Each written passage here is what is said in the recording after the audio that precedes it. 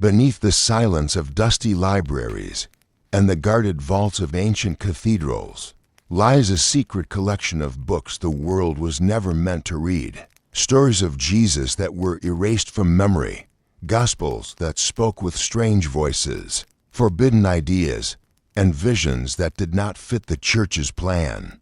Tonight, we step into the shadows of the lost gospels, hidden books that changed history, whispered about for centuries, and rediscovered in the sands of Egypt. Were these writings the truth, or dangerous heresies meant to be forgotten? Close your eyes, breathe deep, and follow me into a story buried for nearly 2,000 years. Beneath the sands of time, there are voices we were never meant to hear, pages that were hidden, buried, or quietly destroyed. Stories of Jesus, Mary Magdalene, Judas, and countless others.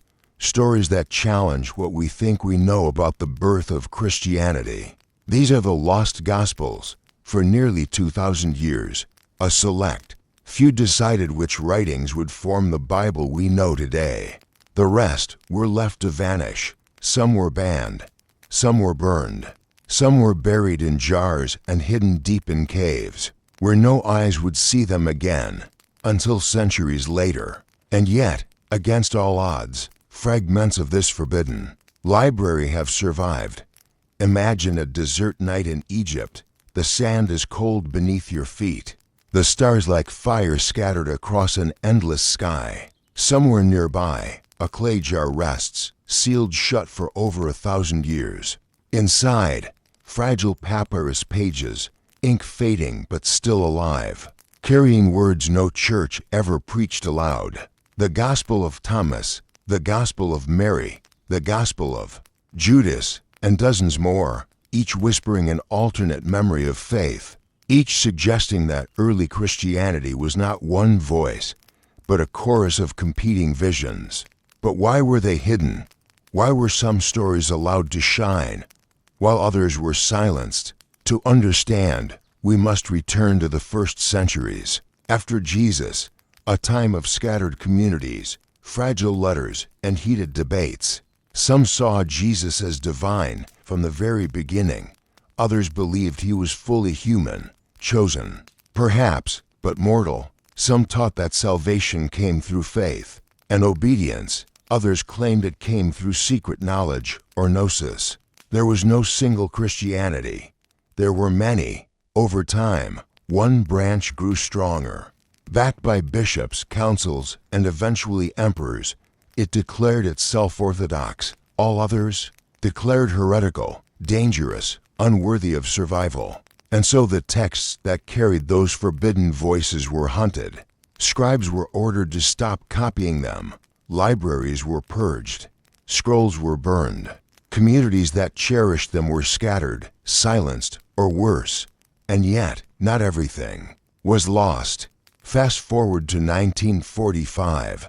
In the dusty hills near Nag Hammadi, Egypt, a group of farmers unearthed a clay jar sealed since the 4th century.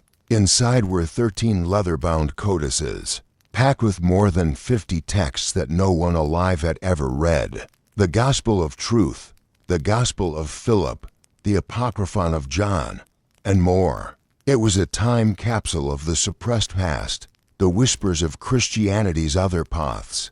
Preserved against all odds, the discovery shocked scholars. Here were words that claimed to come from the earliest followers of Jesus, but spoke of mysteries, visions, and secret teachings. Here was Mary Magdalene, not as a minor figure, but as a central disciple.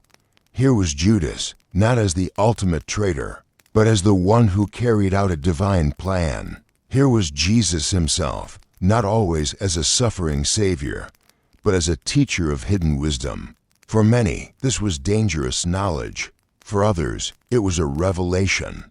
Because if these Gospels are authentic voices from Christianity's earliest centuries, then the story we inherited is not the only story. Tonight, we will journey through these lost texts, from the deserts of Egypt to the vaults of the Vatican, from the whispers of Gnostic visionaries to the secret councils that decided which words would live and which would vanish. We will ask, why were these Gospels buried? What do they reveal about the earliest Christians? And if history had chosen differently, what would faith look like today? Rest your mind.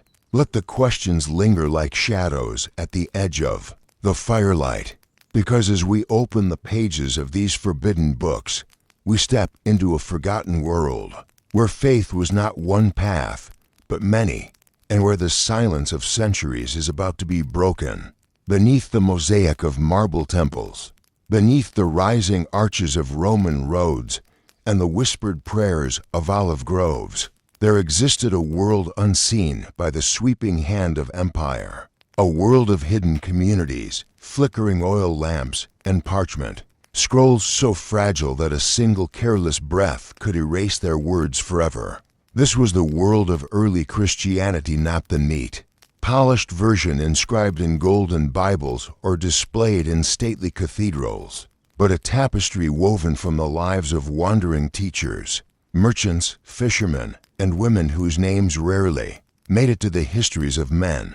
Here, in the 1st to 3rd centuries, Christianity was not a single story, but a chorus of stories, each singing with its own voice, sometimes harmonious, often discordant, and always evolving. Imagine a port on the Mediterranean, the salt tang heavy in the air, gulls wheeling above the harbor, wooden boats creaking against stone docks, letters, fragments of Gospels, and oral traditions floated through these markets and streets, passing from hand to hand.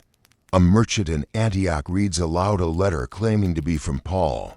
A woman in Alexandria murmurs the sayings of a wandering teacher who insists that salvation lies not in obedience alone, but in knowing the spark of divine within.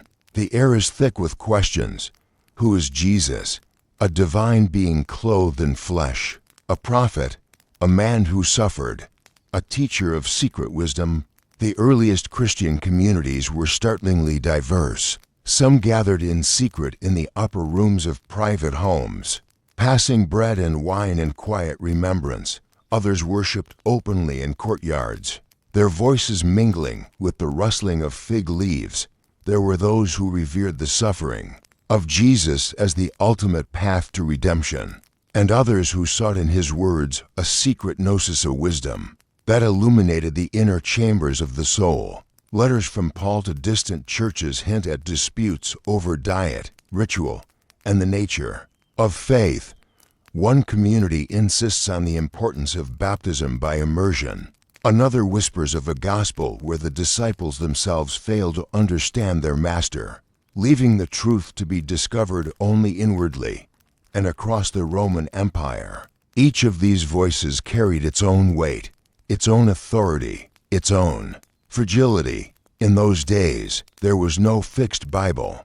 The idea that the teachings of Christ could be confined to 4 neat volumes, organized, canonized, and universally accepted, would have been foreign, almost unimaginable.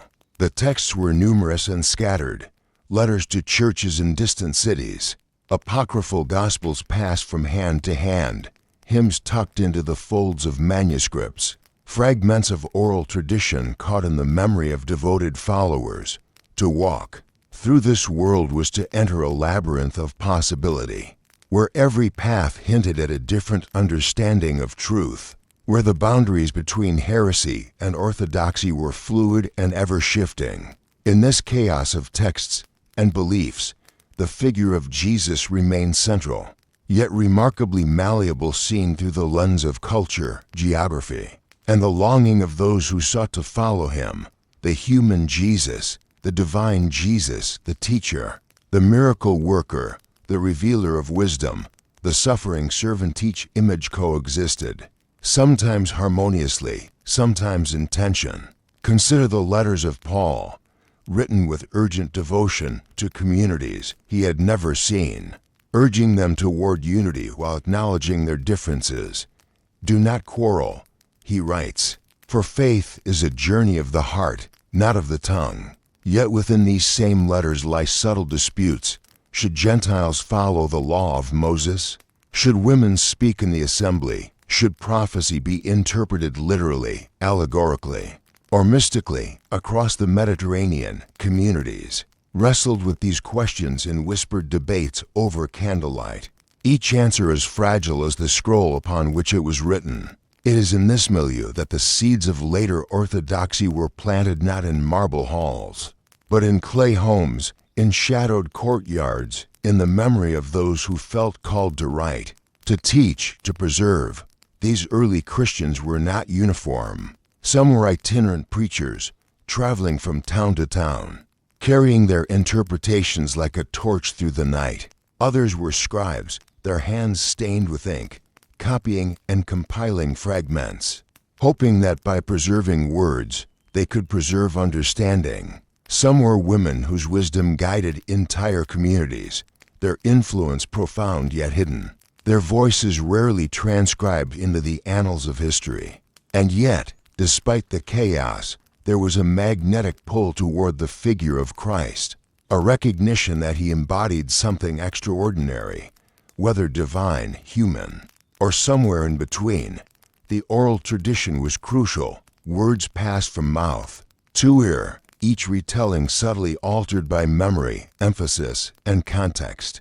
A disciple might remember Jesus' parable one way, another disciple slightly differently. In one village, the story of the loaves and fishes was told as a literal miracle, in another, as an allegory for the abundance of knowledge shared among the faithful.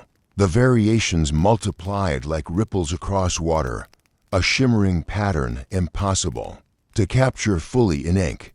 These oral networks were living, breathing organisms, as vital as the manuscripts themselves. Without them, the early Gospels might never have survived the turbulence of empire, persecution, and displacement. And scattered among these traditions were those texts we now call the lost Gospels, stories, sayings, and visions that never achieved universal recognition. These texts reveal glimpses of early Christianity as a kaleidoscope rather than a monolith. They speak of secret knowledge, mystical encounters, and the extraordinary roles of women and marginalized voices. They hint at the existence of communities who interpreted salvation not merely as adherence to law or ritual, but as awakening to the divine spark within and in their hidden nature. In the very fact that they were suppressed, lost, or ignored, they whisper truths that challenge the neat narratives that later became dominant. Walking through the world of early Christianity is like wandering a twilight forest, where shafts of sunlight illuminate one path while shadows cloak another. You hear the rustle of leaves, the creak of distant branches, and you realize that every step is a choice, every community, every text, every oral retelling is a trail marker, leading to different understandings, different truths, some comforting, others unsettling. The figure of Jesus stands at the center of this forest, simultaneously, known and unknowable, interpreted and misinterpreted, loved and feared. And as the centuries pass, some voices will rise above others, some texts will be chosen, others buried, yet the echoes of those lost voices linger like wind through the trees, waiting to be heard once more. The early Christian world was not uniform, it was a living, chaotic, radiant experiment in faith and understanding. Communities debated, doubted, and dreamed. Some preserved the human aspects of Jesus, others the divine, some exalted wisdom, others obedience. And in this fertile diversity, the foundations of later orthodoxy were both formed and challenged.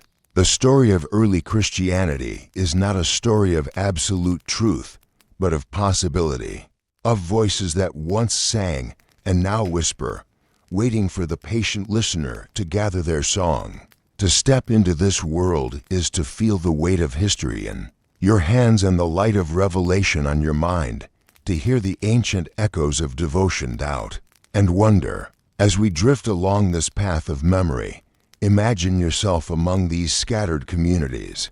You sit in a candlelit room in Corinth, listening to a disciple read aloud from a parchment, the air scented with oil and dust. You walk along the banks of the Tiber, hearing rumors of another teacher in Judea, words carried across hills and rivers. You glimpse women teaching in secret, their eyes bright with understanding, their voices low but unwavering. You feel the tension, the hope, the curiosity, the longing for something beyond the known. This was the world in which the Gospels, both canonical and hidden, were born, a world of questions, of competing visions, of hope that perhaps, in the telling, the truth might be glimpsed. And so, the stage is set. The tapestry of early Christianity unfolds before us, each thread a potential path to understanding. The diversity, the chaos, the debates, and the silent whispers of women, disciples, and visionaries create a living mosaic. And within this mosaic lie the seeds of the lost Gospels, waiting to emerge from shadow and silence.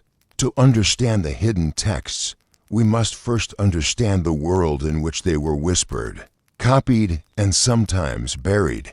Only then can we begin to hear the echoes of their voices across the centuries, faint yet persistent, calling to the curious, the patient, the willing.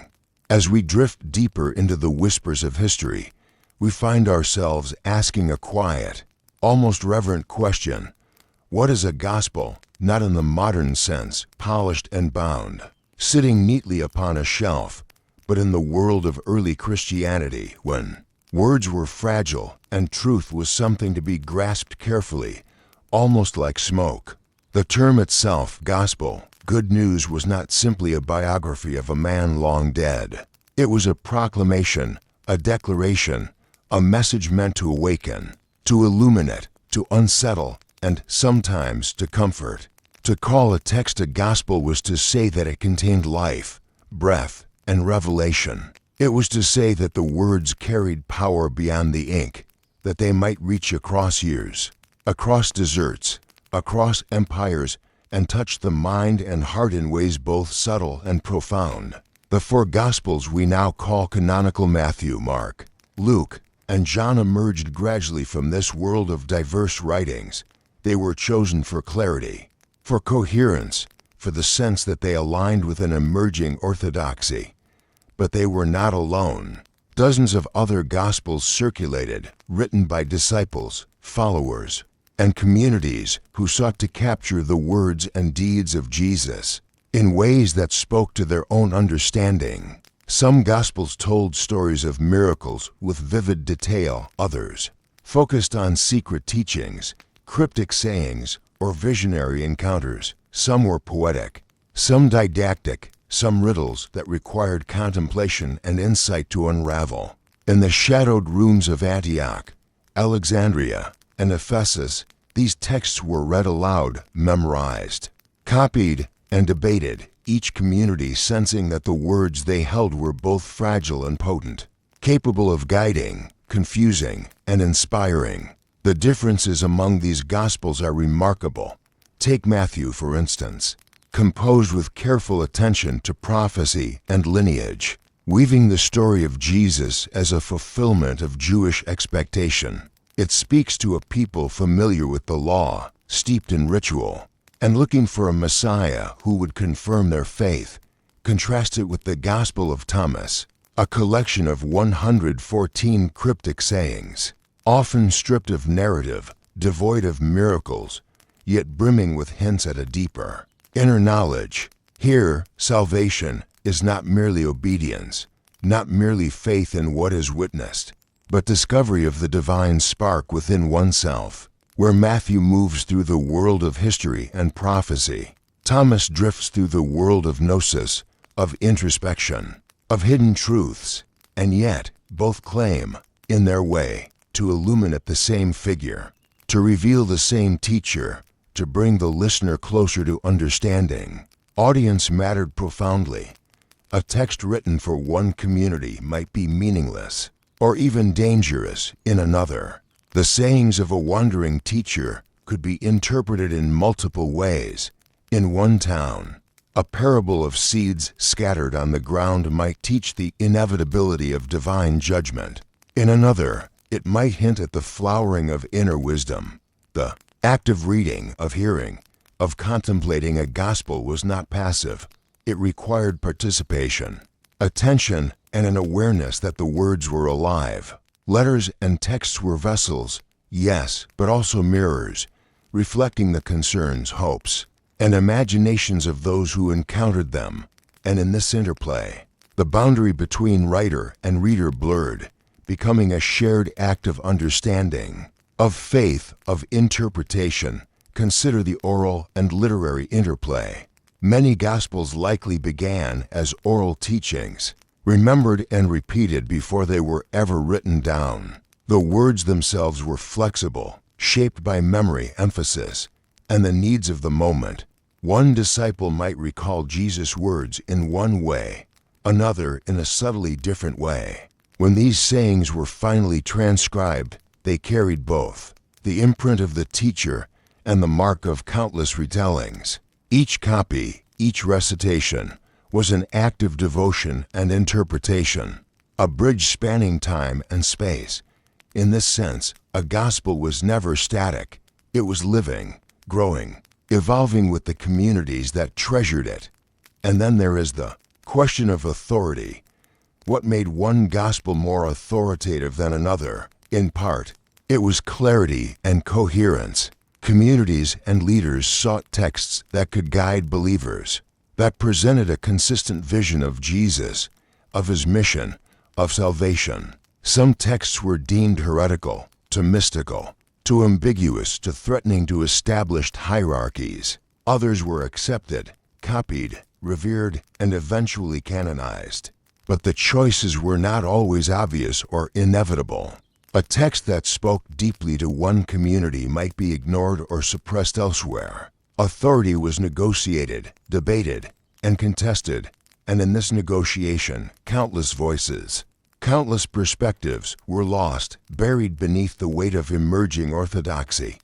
Let us pause for a moment and imagine the act of encountering a gospel in its earliest form.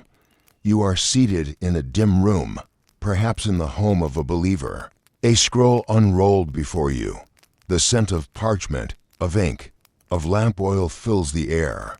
A voice reads aloud, a story, a saying, a riddle. You listen, leaning in, allowing the words to wash over you.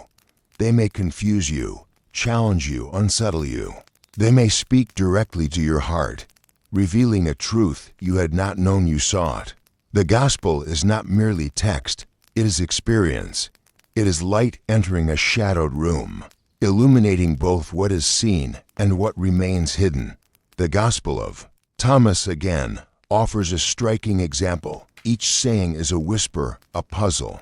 Whoever discovers the interpretation of these sayings will not experience death. Such words are not instructions, they are invitations. They provoke reflection, contemplation, inner discovery. In contrast, the canonical Gospels often narrate events, a birth, a teaching, a miracle, a crucifixion. Thomas bypasses story for insight, suggesting that the truth of Jesus' message may reside not in what is done or observed, but in what is realized within the self. This contrast, repeated across many lost texts, reveals the spectrum of early Christian thought, the myriad ways communities sought to understand, honor, and follow their teacher. And yet, these distinctions were not merely academic, they were profoundly practical, shaping the lives of believers. A community that embraced gnosis might emphasize meditation, introspection, and revelation.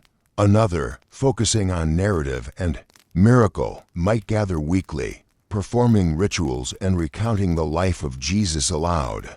These differences were not trivial. They shaped behavior, hierarchy, and the rhythm of daily life. They influenced who taught, who led, who interpreted, who listened, and who acted. The gospel was, in effect, a living blueprint for the community, guiding thought, action, and devotion. The diversity of Gospels also reflects the human urge to preserve memory. Each community, each scribe, each follower felt compelled to record. what they had witnessed, what they had heard, what they had felt. These writings were fragile vessels against the tides of time, waiting for the day when their voices might be heard, even if only faintly. And though many would vanish, destroyed, lost, or ignored, the ones that survived canonical and lost alike offer a window into a world of faith, not as a monolith but as a kaleidoscope. As we ponder the nature of a gospel, we confront the delicate interplay of history, memory, devotion, and interpretation. A gospel is at once biography, proclamation, meditation, and revelation. It is a bridge between the seen and the unseen, the spoken and the written, the individual and the community. And within these fragile texts lie questions as potent today as they were 2 millennia ago. What is truth? What is salvation? What is the role of the teacher, the disciple, and the seeker? How does one follow a path that is at once revealed and hidden? We might close our eyes for a moment and imagine the scribe at work. A lamp flickers, casting long shadows across the walls. The hand moves slowly, deliberately, copying a saying of Jesus onto a fragile parchment. Each letter is an act of devotion, each pause a meditation. Outside, the city hums with life, unaware of the words being preserved for centuries to come. And yet, even in this quiet act, the gospel lives. It breathes. It waits. It is a whisper that transcends time, carrying with it the hopes, doubts, and revelations of countless early Christians, some known to history, many lost to memory. To understand the Gospels is to step into a delicate dance between story and meaning, between history and interpretation. It is to recognize that the act of reading, of listening, of contemplating is not passive. It is active, participatory, and transformative. And in this recognition, we begin to hear not only the words that were written, but the voices that spoke them, the communities that treasured them, and the hidden, subtle wisdom that waits patiently for the attentive listener. And so, the question remains, echoing softly through the centuries: what makes a gospel? Perhaps it is not merely the words themselves, not the ink upon parchment, not the clarity or beauty of composition. Perhaps it is something more delicate, more profound. Perhaps a gospel is defined by its ability to reach across time and space, to awaken understanding, to touch the soul, to whisper truth into the waiting heart. And in this whisper lies the secret of the lost gospels, their power, their danger, their enduring mystery, and their call to those willing to listen with patience, curiosity, and care. In the flickering candlelight of early Christian communities, the question of authority was never far from the air. Words carried weight, yes, but so did those who spoke them, who copied them, who interpreted them. As the movement of Jesus' followers spread across the Roman Empire, a quiet, insistent pressure began to emerge, the desire for unity. The whispers of the desert and the markets of Alexandria were beautiful and profound, yet they were also chaotic. Communities read, debated, and worshiped differently. Some embraced hidden knowledge, others followed ritual. Some exalted women as spiritual leaders, others restricted their voice. The diversity was rich but fragile, and from this fragility rose a question that would shape history. Who decides what is true? Who decides what is sacred? Who decides which texts survive and which vanish into silence? The rise of bishops and councils was a slow, deliberate process. Authority was not granted overnight. Local leaders, presbyters, elders, and bishops gathered to guide their communities, to settle disputes, to preserve order. Letters and oral traditions swirled around them like leaves in a storm, and it became increasingly clear that a framework was needed. The chaos of competing gospels and teachings threatened both spiritual cohesion and communal survival. Without some agreement on doctrine, the movement risked fragmentation, absorption into competing philosophies, or outright suppression by the Roman state. Authority, then, was as practical as it was theological. It was about guiding belief, protecting the faithful, and navigating the precarious waters of empire. Constantine, the Roman emperor, who would later adopt Christianity as a state religion, became a pivotal figure in this process. His conversion was not simply personal, it was political. The vast empire required unity, and religious harmony could serve that end. Councils were convened, texts evaluated, and consensus sought. Bishops gathered to determine which writings would guide the faithful, which interpretations were acceptable, and which were dangerous. In this crucible, clarity and authority became prized. Texts that were ambiguous, mysterious, or unsettling were increasingly marginalized. The canonical Gospels were selected not only for their spiritual insight, but also for their ability to speak across communities with a relatively consistent voice. They were reliable, recognizable, and aligned with the emerging orthodoxy. And yet, what does it mean to be reliable in this context? The criteria were subtle and complex. A text might be considered reliable if it clearly presented Jesus as divine, if it reinforced the authority of the Church, if it offered a coherent narrative accessible to a wide audience. Texts that veered into mystical speculation, that celebrated hidden knowledge, that empowered women or questioned hierarchies, were viewed with suspicion. Heresy was not merely a label of belief, but a tool of social and political control. To define heresy was to define the boundaries of acceptable faith, and those boundaries were continually negotiated, expanded, or contracted, depending on power, persuasion, and circumstance. The influence of Rome cannot be understated.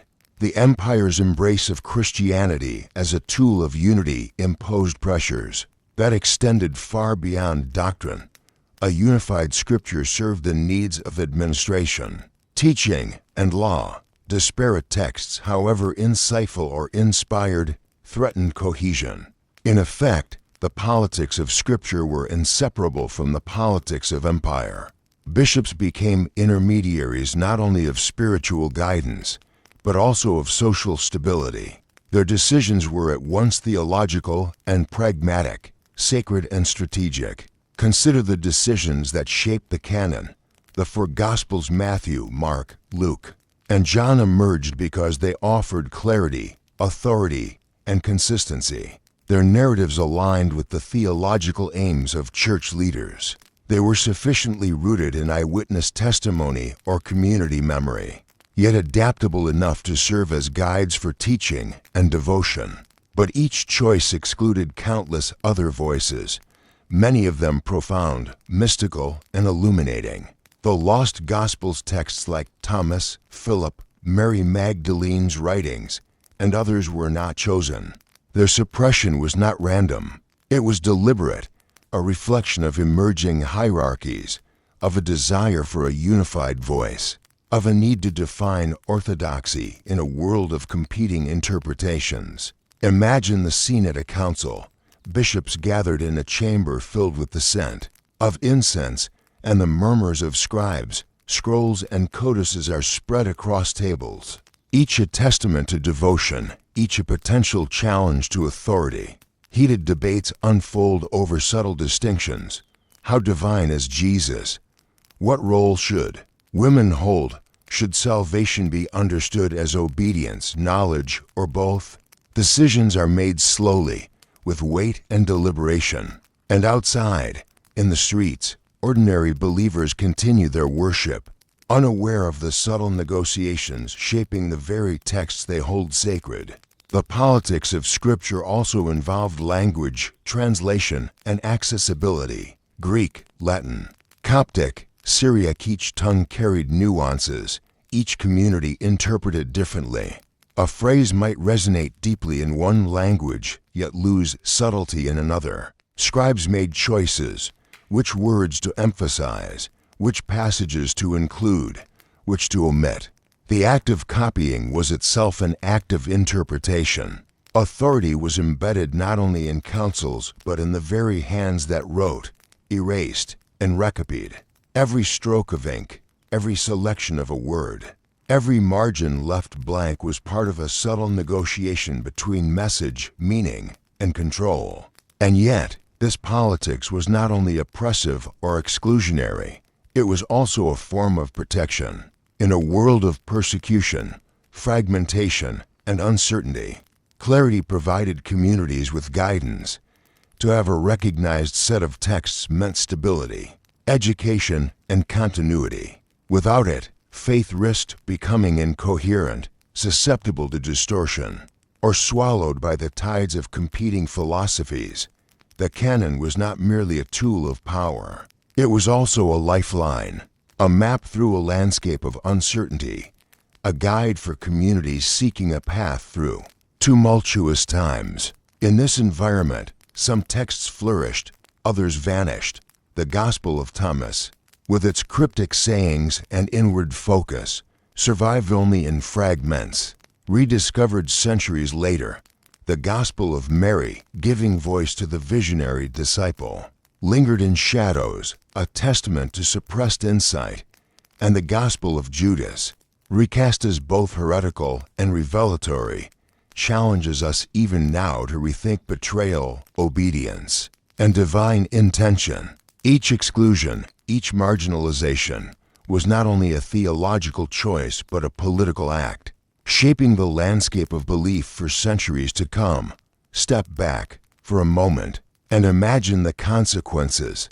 Communities with access to diverse gospels might have developed different rituals, hierarchies, or ethical frameworks. The role of women, the understanding of salvation, the interpretation of Jesus' teachings all were contingent upon which texts were preserved and which were silenced. The politics of Scripture determined not only what was read, but what was believed, what was remembered, and what was forgotten. The ripples of these decisions extend to our own time, influencing theology, culture, and the very way we imagine history. And yet, despite the suppression, the echoes of lost voices remain, fragments of hidden gospels, scattered sayings, references in marginal notes, and the rediscoveries of manuscripts remind us that the story of early Christianity is far more complex than the canonical texts alone reveal. The politics of Scripture was both destructive and preservative, both controlling and generative. It silenced many, yet it also created a framework that allowed Christianity to survive, adapt, and spread across continents. As we wander this landscape, we see that the shaping of Scripture is inseparable from human desire, the desire for certainty, for unity, for power, for protection, for preservation. And we see that those early bishops, scribes, and emperors were not merely wielders of authority. They were also stewards of fragile texts, conscious of the immense responsibility that accompanied each choice. Every decision carried weight, shaping the spiritual landscape for generations, determining which whispers of the past would endure and which would vanish into silence. The politics of Scripture, then, is not a distant historical curiosity. It is a reminder that the texts we hold sacred are the product of negotiation, debate, and human agency. They are living artifacts, carrying within them the tension between power and faith, clarity and mystery, preservation and loss, and in their shadows, the lost Gospels whisper still, inviting us to hear voices that once thrived, to imagine communities that might have been, and to consider the delicate, precarious nature of memory, history, and belief. And as we drift gently through these centuries, let us hear not only the voices that were elevated, but those that were silenced. Let us imagine councils and chambers filled with debate, with disagreement, with intention and reflection. Let us feel the weight of inked words, of erased passages, of texts chosen and texts cast aside. And let us recognize that in this careful, deliberate shaping of Scripture lies both the power and the mystery of human faith, the ability to preserve, to guide, and inevitably to forget. In the politics of Scripture, history is not silent. It speaks through the choices of those who came before, through the texts they preserved, and through the echoes of those they silenced. And it whispers softly to us now, as we listen with patience, curiosity, and reverence. Imagine the Egyptian desert, vast and unending, a landscape of shifting sands and sun-scorched stone, where the horizon blurs and the sky meets earth in a haze of heat and light. For centuries, it seemed an eternal silence reigned here, a stillness that could swallow both time and memory. And yet, beneath this silence, beneath the waves of sand and the quiet sweep of wind, secrets waited. They waited in jars, in the brittle skin of papyrus, in the carefully folded pages of codices, preserved as if by divine intention. Secrets that had survived centuries of decay, neglect, and human oversight. Secrets that would one day emerge from obscurity to challenge the very foundations of what we thought we knew about early Christianity. In 1945, near the town of Nag Hammadi, an astonishing discovery was made. A local farmer, digging for fertilizer along the banks of the Nile, stumbled upon a sealed jar buried deep in the earth. Inside were 13 leather-bound codices, their pages fragile, their bindings cracked with age. The leather had darkened, the ink had faded, yet the words remained, carefully inscribed, often decorated with intricate symbols and marginal annotations. These texts had endured centuries of exposure, neglect, and the relentless sun. They were a miracle of preservation, whispers of a world thought lost, voices speaking across millennia from the shadows of a forgotten past. The significance of this discovery cannot be overstated. The Nag Hammadi library contained over 50 texts, many previously unknown, gospels, treatises, hymns, mystical writings, all preserved in Coptic, the language of the Egyptian Christians who had inherited them from Greek and possibly earlier traditions. Here were voices that had been silenced intentionally or by accident, voices that revealed the astonishing diversity of early Christian thought. Some texts spoke of gnosis, secret knowledge, the awakening of the inner light. Others offered reinterpretations of the life of Jesus, emphasizing mystical insight over historical narrative. And some challenged the very assumptions that would later define orthodoxy, presenting alternative understandings of salvation, divinity, and the role of women in the community. The jars themselves are worth contemplating. Their clay surfaces, carefully molded and sealed, had shielded the codices from moisture, insects, and decay. One imagines the hands that placed them there, the intention behind the burial. Was it fear of persecution, a desire to preserve sacred knowledge for future generations, or perhaps a ritual act, an offering to the unseen, a hope that the words would survive beyond human comprehension? These questions echo through the desert, unanswered, as the sands continue to shift over the centuries. Opening the codices, one is immediately struck by the beauty and complexity of the writing. The scripts are meticulous, the ink precise, the arrangement deliberate. Margins are filled with symbols, diagrams, and annotations, evidence of careful study, meditation, and devotion. These were not hastily written documents.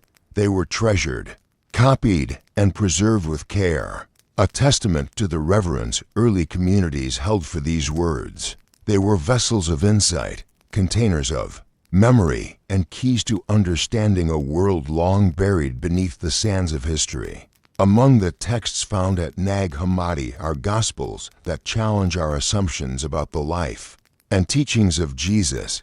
The Gospel of Thomas, with its cryptic sayings, offers an alternative lens, one that emphasizes inner discovery and personal gnosis over public narrative. The Gospel of Philip speaks of sacred mysteries, mystical unions, and sacramental insight. The Apocryphon of John provides a cosmic myth, a vision of creation and divine emanation that contrasts sharply with the linear story. Presented in the canonical Gospels, each text, in its own way, expands our understanding of early Christian thought, revealing a world vibrant with spiritual exploration, theological debate, and contemplative depth. The shock to scholars upon this discovery was profound. For decades, academic study of early Christianity had relied on texts that had survived the selection and suppression processes of the early church. The canonical Gospels were well known, thoroughly analyzed, and carefully preserved. But here, suddenly, were alternative voices, some possibly older than the canonical texts, some offering insights into practices, beliefs, and communities that had been erased from official histories. The Nag Hammadi Library forced a reevaluation of what it meant to be Christian in the first centuries, illuminating the remarkable diversity and complexity of the faith as it emerged across the Mediterranean world. Preservation of these texts was nothing short of miraculous. The Egyptian climate, though harsh, offered a degree of stability for buried documents. The dry heat prevented mold, the absence of light prevented fading, and the careful sealing in jars prevented damage from insects and moisture. Centuries of neglect, which might have seemed destructive, in fact allowed these texts to remain untouched by human interference. And so, the desert itself became a guardian, preserving these fragile voices for discovery in the modern age. Yet, even with their survival, the codices remained hidden from public view for decades. The process of cataloging, translating, and understanding them was painstaking. Scholars approached them with awe and caution, aware of their fragility and the potential impact on the study of early Christianity. As translations emerged, so too did the implications. Texts that had been buried in sand and secrecy now began to challenge the neat narratives of orthodoxy, revealing the breadth of theological imagination, the roles of women, the mystical practices, and the philosophical debates that had animated early communities. One cannot underestimate the human dimension of these texts, the scribes who copied them, the communities that treasured them, and the individuals who hid them in jars acted with profound foresight and devotion. Their labor ensured that centuries later, we might hear their voices. Each codex is a bridge between eras, a vessel connecting the spiritual life of the past with the curiosity and wonder of the present. To hold a copy, even a digital facsimile, is to feel the pulse of history, to sense the care, fear, hope, and reverence embedded in every word. The discovery of Nag Hammadi also reminds us of the fragility of history itself. Countless texts, ideas, and practices have been lost to war, decay, neglect, and suppression. Each surviving codex is therefore not merely a relic but a testament to endurance, a whisper that has survived the silence imposed by time. And as we study them, we are compelled to ask, how many voices never reached us?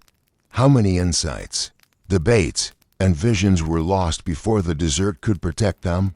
The codices that survived are extraordinary, yet they hint at a vast, hidden world beyond our grasp, and in their survival lies a paradox. The texts were hidden, buried, meant perhaps to preserve or protect, yet their existence challenges the very structures that sought to marginalize them. The lost Gospels, once secret, now speak across centuries, revealing not only the diversity of early Christianity, but also the courage, ingenuity, and devotion of those who safeguarded them. In this paradox, we see the enduring power of words, the subtlety of human intention, and the way history, though fragile, can be preserved through care, foresight, and reverence. As we imagine ourselves opening one of these codices, we feel the weight of centuries in our hands. The pages crackle. Softly, the ink glimmers faintly in the light. We read a saying, a story, a vision, and for a moment, Time collapses. We are transported to a hidden room in 2nd century Egypt, listening to a disciple read aloud. Absorbing a teaching preserved against all odds, we hear not just the words, but the intention, the devotion, the urgency with which they were recorded and hidden, and we realize that these texts are not merely historical artifacts. They are living whispers, carrying wisdom, challenge, and insight across the millennia. The desert, with its silence, has kept its secret for centuries. But in Discovery, we are reminded that history is not dead. It is not silence. It is a chorus of voices, some loud, some quiet, some hidden beneath sands and time, waiting patiently for those willing to listen. The Nag Hammadi Library is one of the most remarkable discoveries of our era, a testament to the resilience of faith, the diversity of belief, and the enduring power of words to survive, even against formidable odds. And so, as we sit with these buried texts, as we read their fragile pages, let us remember the hands that preserved them, the deserts that guarded them, and the whispers of early Christianity that, against all expectation, continue to speak. In the shadows of history, in the spaces between canonical and lost, we find a world vibrant, complex, and full of possibility. The hidden Gospels, preserved in sand and secrecy, remind us that truth is often layered, waiting to be uncovered, waiting to be heard, waiting to awaken understanding in those who approach it with care, patience, and reverence. In the quiet corridors of history, some voices are louder than others, yet some speak softly, hidden in the spaces between the recognized, the canonized, the familiar. The Gospel of Thomas is one such voice, a text that emerged from the shadows of early Christianity, preserved through secrecy, survival, and careful devotion. It is a gospel unlike most. It tells no story of birth, of miracles, of crucifixion or resurrection. There's no sweeping narrative of a life laid out in linear time. Instead, there are sayings, 114 of them cryptic, enigmatic, and piercing in their insight. Each one is a whisper, a meditation, a doorway into understanding that is at once intimate and challenging. The Gospel of Thomas is often called a collection of secret sayings, and indeed, these words feel private, personal, like a conversation meant for the inner ear rather than the public square. Imagine sitting in a dim room, the soft flicker of candlelight dancing across walls, listening to a voice speak these sayings aloud. The kingdom of God is within you, and it is outside you. Whoever finds the meaning of these words will not experience death. Each phrase invites reflection, contemplation, and a journey inward. Unlike the canonical Gospels, which often frame Jesus' teachings through narrative and action, Thomas focuses the seeker directly on insight, on gnosis, on awakening to a deeper understanding of self and spirit. The themes of this gospel are remarkable in their subtlety and profundity. The inner light, the hidden knowledge, the call to self-discovery, they recur throughout the sayings. Woven into almost every sentence, there is no need for dramatic miracles. The miracle lies in comprehension itself. Salvation is not prescribed through obedience, ritual, or hierarchical authority. Instead, it is discovered through insight, through seeing, through understanding the spark of the divine within. And yet, despite the emphasis on hidden knowledge, the Gospel of Thomas is not exclusive. It invites all who are willing to listen, to reflect, to awaken. Some scholars suggest that Thomas may predate some of the canonical Gospels, or at least preserve very early traditions. Its sayings echo the wisdom of oral communities, teachings passed from teacher to disciple before being committed to parchment. There's a simplicity and directness that feels ancient, almost primal. Each saying is self-contained, yet together they form a mosaic of understanding, a map, not of events, but of consciousness, of the journey inward toward insight, enlightenment. and union with the divine. Consider the striking contrast between Thomas and Matthew. Matthew tells of lineage, prophecy, birth narratives, and miracles, rooting the story of Jesus firmly in history, in Jewish expectation, in the unfolding drama of divine action in the world. Thomas offers none of this. There are no genealogies, no stories of feeding thousands, no parables riddled in the context of a community. Instead, it is as if the gospel is a mirror held before the seeker. What you see reflected is your own potential, your own insight, your own encounter with the living truth. Each saying acts like a key, unlocking doors to understanding that were previously invisible or inaccessible. Yet the Gospel of Thomas is not easy. Its sayings are enigmatic, sometimes paradoxical, sometimes seemingly contradictory. Split a piece of wood, I am there. Lift up the stone, and you will find me there. These words are not literal instructions. They are invitations to perceive, to recognize, to awaken. They require engagement, reflection, and openness. The gospel demands patience, attentiveness, and courage. It asks the reader or listener to confront their assumptions, to question, to delve into the hidden chambers of self and spirit. The text also subtly reshapes the role of the disciple. In Thomas, disciples are not passive recipients of knowledge. They are seekers, explorers, participants in a process of revelation. The teachings are revealed, yes, but they are revealed as doors, not answers, as paths, not destinations.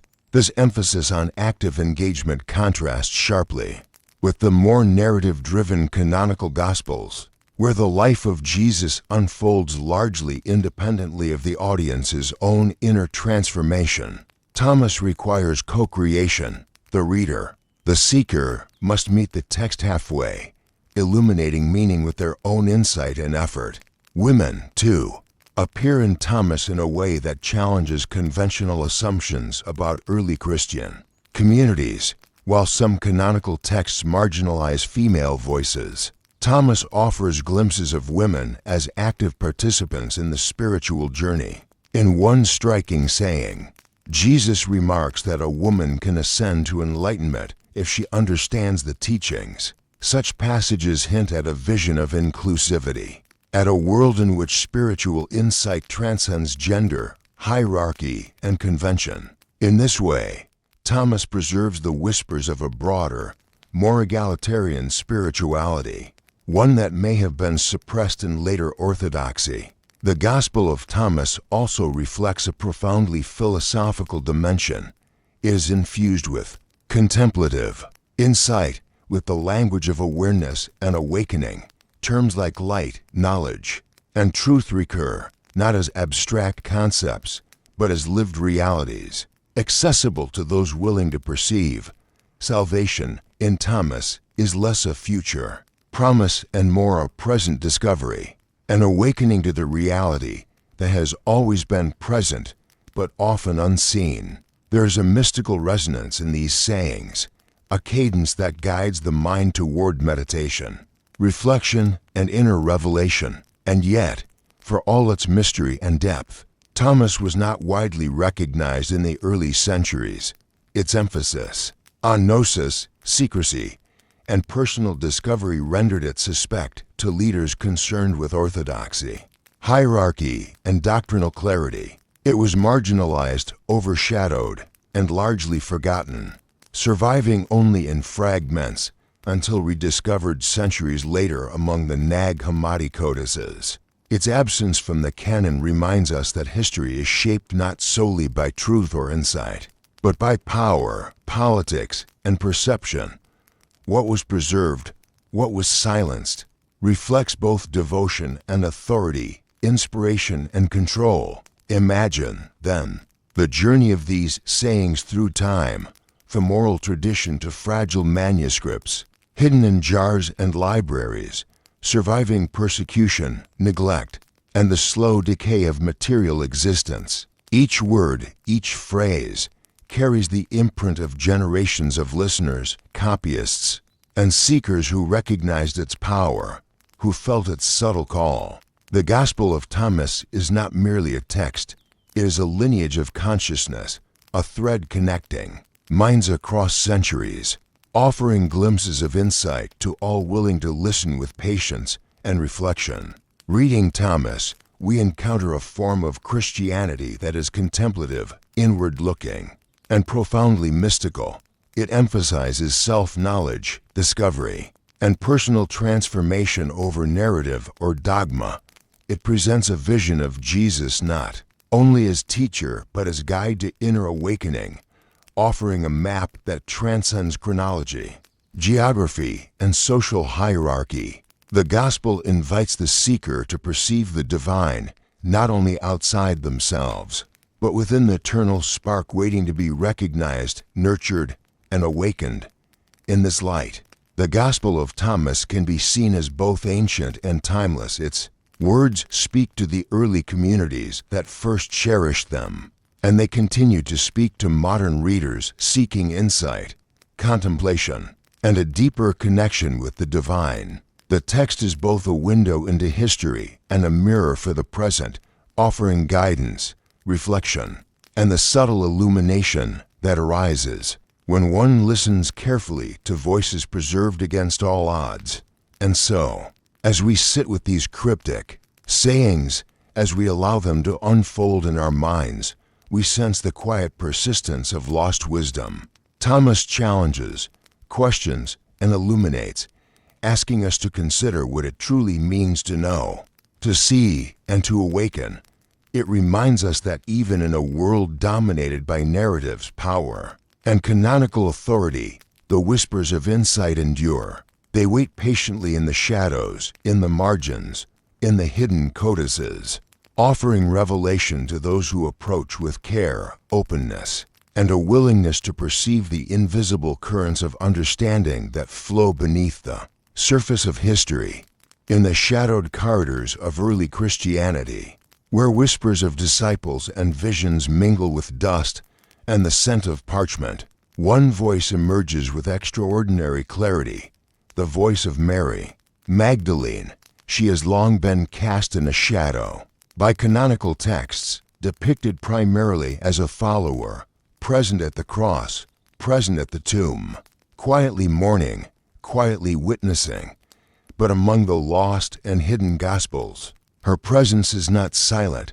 It is assertive, luminous, and revelatory. In the Gospel of Mary, she is not merely a disciple among many. She is a teacher, a visionary, a leader of insight, navigating spiritual landscapes that her male contemporaries struggle to comprehend. The Gospel of Mary survives only in fragments, preserved in Coptic translations and pieced together over decades of scholarly work. Even so, what remains is profound. Its pages reveal a world in which discipleship is not passive, where authority is not granted by social convention, but earned through insight, reflection, and inner awakening. Mary speaks not from the podium of institutional power, but from the depths of personal and communal gnosis, a knowledge of the soul, a comprehension of the mysteries of spirit that flows inward as much as it radiates outward. As we settle into the rhythm of this gospel, imagine sitting in a dimly lit room, the warm glow of an oil lamp casting shadows on the walls. You are surrounded by attentive disciples, the air heavy with incense, the quiet shuffle of scrolls and codices accompanying the soft, deliberate cadence of Mary's voice. She speaks with calm authority, explaining a vision she has had, revealing insights into the soul, the cosmos, and the teachings of Jesus. Her words are precise, contemplative, and layered, requiring patience, reflection, and openness to fully receive.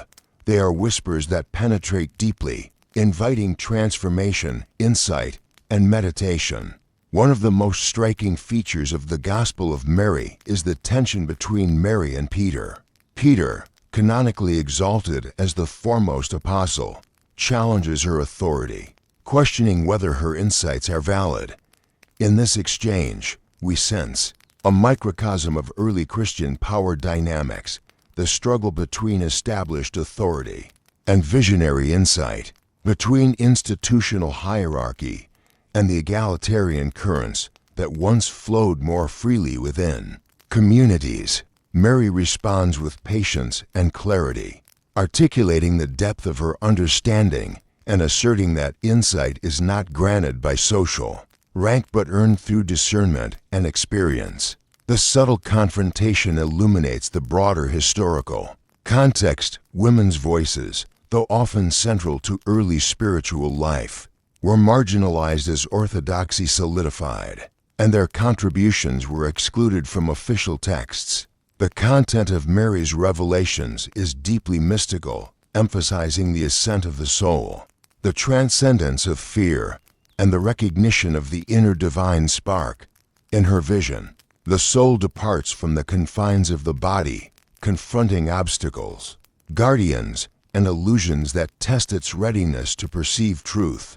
The imagery is symbolic yet vivid, inviting the listener to imagine the journey of awakening as a passage through layered realms of consciousness. Each obstacle represents not only spiritual challenges, but also human struggles, doubt, jealousy, attachment, fear. Mary guides the disciples through these trials with calm authority, offering insight into how one may navigate the hidden pathways of self-discovery. Her teachings resonate with the mystical currents found in other lost Gospels. The Gospel of Thomas, for instance, emphasizes personal discovery, inner light, and awakening to divine knowledge. The Gospel of Philip explores sacramental mysteries and the union of the soul with the divine. The Apocryphon of John reveals a cosmic vision, a narrative of creation and divine emanation. Mary's Gospel intersects with these texts, contributing a unique perspective centered on leadership, discernment, and the delicate balance between insight and community. Together, these texts paint a portrait of early Christianity that is rich, diverse, and far more complex than the canonical Gospels alone convey. The Gospel of Mary also challenges assumptions about gender in early spiritual life. Mary is portrayed not only as a visionary but as a teacher, instructing the other disciples and offering guidance in moments of confusion, fear, and doubt.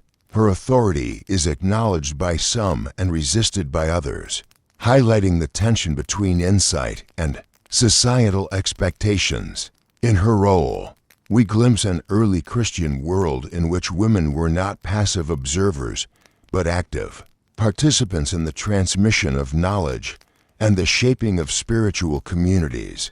This vision of inclusivity was, over time, suppressed as patriarchal structures solidified, leaving fragments of these insights for later generations to rediscover. Consider the broader implications of Mary's Gospel. It reveals a spirituality that is contemplative, participatory, and relational.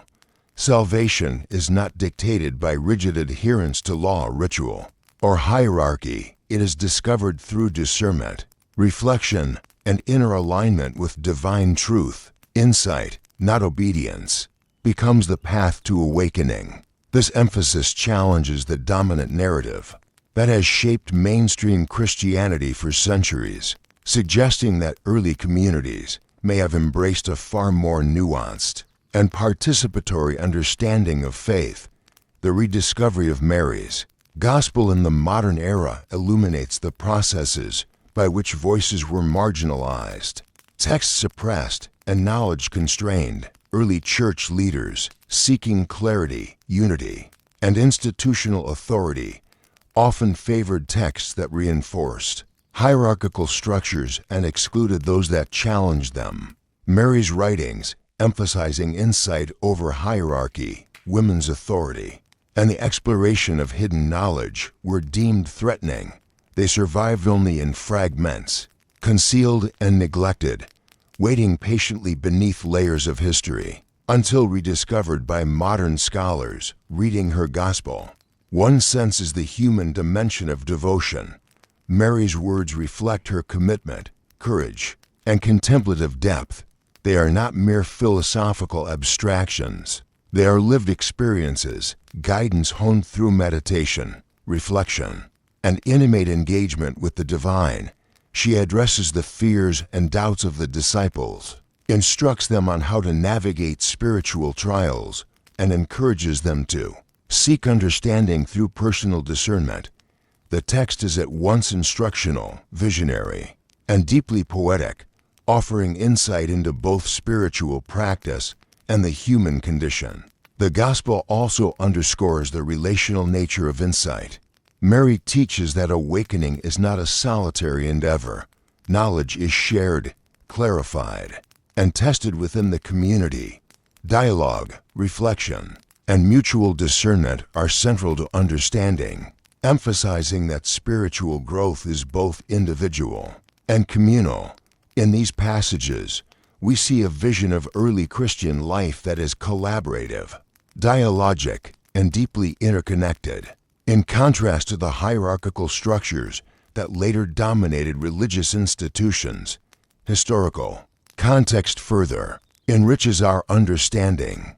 The marginalization of Mary's voice reflects the broader dynamics of early Christian society. Texts and teachings that threatened established authority were suppressed, while those reinforcing unity, hierarchy, and doctrinal clarity were preserved. The selective preservation shaped the canon and influenced the trajectory of Christian thought for centuries. Mary's Gospel, with its emphasis on insight, leadership, and egalitarian spiritual practice, challenges us to reconsider what was lost and what might have been possible in a faith more inclusive and diverse. Meditating on her words, we can imagine the disciples listening with a mixture of awe, confusion, and reverence. They are being guided into subtle realms of understanding, taught to see beyond the obvious, to perceive the inner light, and to recognize the interplay between fear, desire, and insight. Mary's presence is both grounding and transcendent. She anchors the community while guiding them toward higher perception. Her authority rises not from social position, but from clarity, wisdom, and spiritual resonance, a model of leadership, defined by insight rather than hierarchy. The Gospel of Mary also resonates deeply with contemporary spirituality. Its emphasis on inner discovery, the empowerment of marginalized voices, and the contemplative path speaks to modern seekers, inviting reflection on how knowledge, insight, and authority operate within communities today. It challenges assumptions about leadership, invites engagement with mystery, and emphasizes the active participation of the individual in the pursuit of understanding. Its lessons are not confined to the past, they echo into the present, guiding those willing to listen with patience, attention, and humility. We may also consider the literary and symbolic richness of the text. The imagery of ascent, vision, and guidance reflects a layered understanding of the human experience. Obstacles, trials, and guardians encountered in Mary's visions symbolize internal struggles, doubt, fear, envy, attachment, and confusion. Each narrative moment becomes a mirror for the reader or listener, encouraging self-reflection and insight. The text is both mystical and practical, poetic and instructional, demanding engagement, contemplation, and personal participation. In the interplay between Mary and the other disciples, we observe a microcosm of early Christian life. Authority is negotiated, insight is contested, and understanding is cultivated through dialogue. Peter's skepticism, for example, highlights the tension between conventional authority and visionary insight. Mary's responses model a balance of humility, assertiveness, and clarity, revealing a framework in which spiritual authority is measured not by rank, but by discernment and understanding. As we reflect on the rediscovery of this gospel, we confront the fragility of history itself. Countless texts, insights, and voices have been lost to time, suppressed by politics, or obscured by neglect. The fragments of Mary's gospel are extraordinary, precisely because they survived, offering a rare window into an early Christianity rich with diversity, complexity, and spiritual depth. They remind us that history is selective, that authority shapes memory, and that the voices we hear are only a portion of the chorus that once existed. Reading Mary's words invites a contemplative journey. One can imagine sitting with the text in quiet meditation, allowing the sayings, visions, and guidance to resonate, expand, and unfold within. Each phrase carries a weight of centuries, a resonance of devotion, and a subtle call to perception. We are invited not only to hear Mary, but to engage with the wisdom she conveys, to reflect on our own inner light, and to contemplate the paths of insight, courage, and understanding she describes. Her gospel also reveals the spiritual courage of women in early Christianity. Mary is not passive. She challenges, guides, and interprets. She demonstrates that spiritual authority is not inherently male, hierarchical, or institutional, but is found in insight, devotion, and discernment. This vision disrupts assumptions, offering a perspective on early Christian life that is both radical and profoundly humane, reminding us that wisdom can emerge from any voice, any perspective, and any seeker committed to understanding. In essence, the Gospel of Mary Magdalene is a meditation in itself, a text that asks for patience, attention, and reflection. Its fragments, though incomplete, speak across time, offering insight into leadership, spirituality, and the subtle interplay between authority and insight. Mary's teachings illuminate a path that is contemplative, inclusive, and deeply relational, a path that invites both disciples and modern readers to awaken to the inner light, to recognize the divine within, and to participate actively in the unfolding of knowledge, community, and spiritual life. And so, as we sit in quiet reflection, imagining the soft voice of Mary guiding her disciples, we sense the enduring presence of her insight. We are reminded that history is never complete, that the canon tells only part of the story, and that hidden voices, those of women, mystics, and seekers, persist, waiting for attentive listeners to recognize their wisdom. Mary Magdalene's gospel is a testament to the resilience of insight, the courage of the silenced, and the subtle, enduring power of revelation to transcend centuries, hierarchies, and neglect. In listening, in contemplating, in allowing her words to unfold slowly within our minds, we honor not only the text itself, but the profound human journey it represents. A journey of discovery, courage, reflection, and awakening. The Gospel of Mary is both a mirror and a mirror into the depths of the self, a window into a world of early Christianity rich with insight, vision, and the quiet, enduring power of the divine whispering through history. In the shadows of early Christian tradition, one figure has endured almost exclusively as a symbol of betrayal: Judas Iscariot. His name echoes through centuries with condemnation, suspicion, and moral weight, a cautionary tale repeated in countless sermons, texts, and stories. Yet among the lost Gospels, there exists a perspective that challenges this singular narrative, a perspective that reframes Judas not as the arch-traitor, but as a disciple acting in obedience to a divine plan, fulfilling a role prescribed by Jesus himself. The Gospel of Judas, discovered in the 1970s in Egypt and dating back to the 2nd century, provides this startling reversal. It offers a narrative that is both provocative and contemplative, inviting us to reconsider the assumptions we carry about loyalty, betrayal, and the interplay between human choice and divine intention. To enter the world of the Gospel of Judas, imagine sitting in a quiet desert monastery or in the dim light of a hidden scriptorium. You are holding a fragile codex, the ink faded, the pages brittle but alive with meaning. The words speak of secret, teachings intimate dialogues, an esoteric knowledge meant for those ready to perceive truths that lie beyond conventional understanding. Here, Judas is not vilified. Instead, he is depicted as the one disciple entrusted with the profound responsibility of enabling the fulfillment of Jesus' destiny.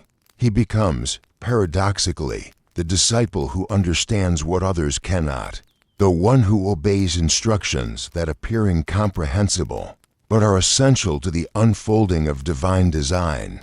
The theological implications of this text are profound. Where canonical Gospels present betrayal as sin, moral failure, or human weakness, the Gospel of Judas reframes it as obedience, participation in a sacred plan, and the execution of a necessary act within the cosmic order. Jesus imparts to Judas knowledge that is withheld from the other disciples, revealing the hidden dimensions of reality, the spiritual hierarchies that govern the cosmos, and the inevitability of events that, to human eyes, seem tragic or wrong. This inversion challenges the moral certainties we inherit from tradition, suggesting that the line between betrayal and fulfillment may be far subtler than we imagine. In these passages, Judas becomes a complex figure, both human and chosen, fearful and enlightened, hesitant yet resolute. He embodies the tension between worldly perception and spiritual insight, between social expectation and divine instruction. In doing so, he mirrors a truth that resonates across centuries, that actions may carry multiple layers of meaning, that what appears immoral from one perspective may serve a higher purpose when seen from another, and that understanding requires both reflection and awareness of hidden currents. The Gospel of Judas also explores the dynamics of knowledge, secrecy, and spiritual maturity. Jesus, in this text, shares intimate teachings with Judas alone, describing the structure of the heavens, the roles of angels and eons, and the nature of the immortal soul. This esoteric discourse underscores a central theme of Gnosticism. Salvation and enlightenment are accessed through knowledge, gnosis, inner comprehension, and the awakening of insight, rather than through blind obedience or ritual conformity. Judas, as the recipient of this hidden knowledge, becomes the model of a disciple who acts in alignment with insight, even when such action is misunderstood, feared, or condemned by others. It is crucial to recognize the radical challenge this gospel posed to early Christian communities. By presenting Judas as obedient rather than treacherous, the text destabilized the moral and hierarchical frameworks that were becoming central to Orthodox Christianity. Canonical traditions elevated Peter, the rock upon which the church would be built, and vilified Judas to reinforce moral clarity, social order, and the authority of leaders.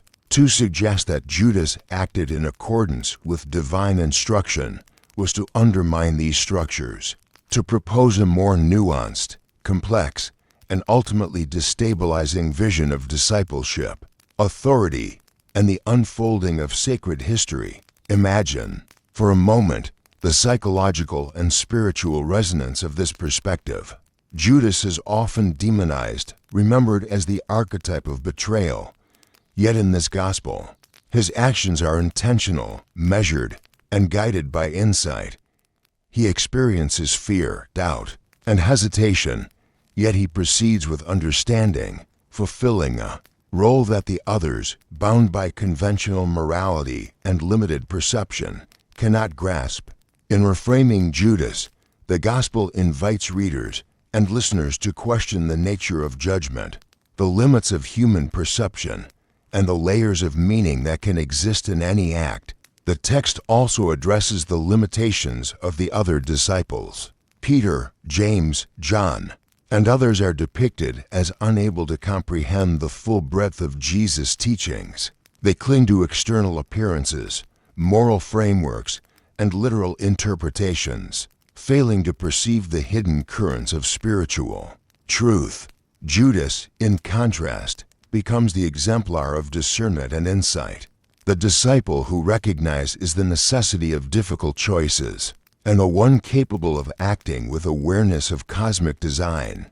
This inversion of roles encourages reflection on the nature of understanding, that insight often requires going beyond conventional wisdom, that leadership may reside not in social position, but in perception, and that fidelity to truth may demand actions that appear counterintuitive, uncomfortable, or even condemnable by ordinary standards. The Gospel of Judas also resonates with the broader currents of Gnostic thought. Gnosticism, a diverse movement within early Christianity, emphasized knowledge, revelation, and the discovery of hidden truths. It challenged the emerging orthodoxy by asserting that salvation comes through insight and awakening, rather than obedience to external authority. Judas' role exemplifies this perspective. He is the one entrusted with gnosis, the one who navigates the complexities of spiritual hierarchy and cosmic order, and the one who acts in accordance with knowledge that others cannot yet perceive. His narrative becomes a meditation on the interplay of knowledge, action, and understanding. Beyond the theological and philosophical dimensions, the text also invites profound meditation on human psychology, morality, and perception. Judas embodies the paradoxical nature of human action, the simultaneous capacity for apparent betrayal and profound obedience, for fear and insight, for hesitation and decisive participation in a larger design. In this light, the gospel becomes not merely a historical artifact, but a mirror for the human experience, asking us to consider how our own choices, judgments, and perceptions are layered, complex, and often misunderstood. The rediscovery of the Gospel of Judas in the 20th century sent ripples through both scholarship and popular imagination. Here was a text that directly challenged the received narrative, offering a radically different understanding of one of Christianity's most infamous figures. The implications for theology, history, and ethics are significant. By presenting Judas as an enlightened disciple rather than a traitor, the gospel invites reconsideration of judgment, morality, and the nature of divine purpose. It raises questions about how narratives are constructed, whose voices are privileged, and how power shapes collective memory. As we meditate on this gospel, we can imagine a dialogue not only between Judas and Jesus, but between the reader and the text, between our inherited assumptions and the possibilities that insight opens. The narrative encourages deep reflection. What does it mean to act in accordance with knowledge that others cannot perceive? How do fear, doubt, and social expectation influence our choices? What is the nature of fidelity to divine instruction, to insight, or to the judgments of others? In contemplating these questions, the gospel becomes a tool for reflection, meditation, and spiritual exploration.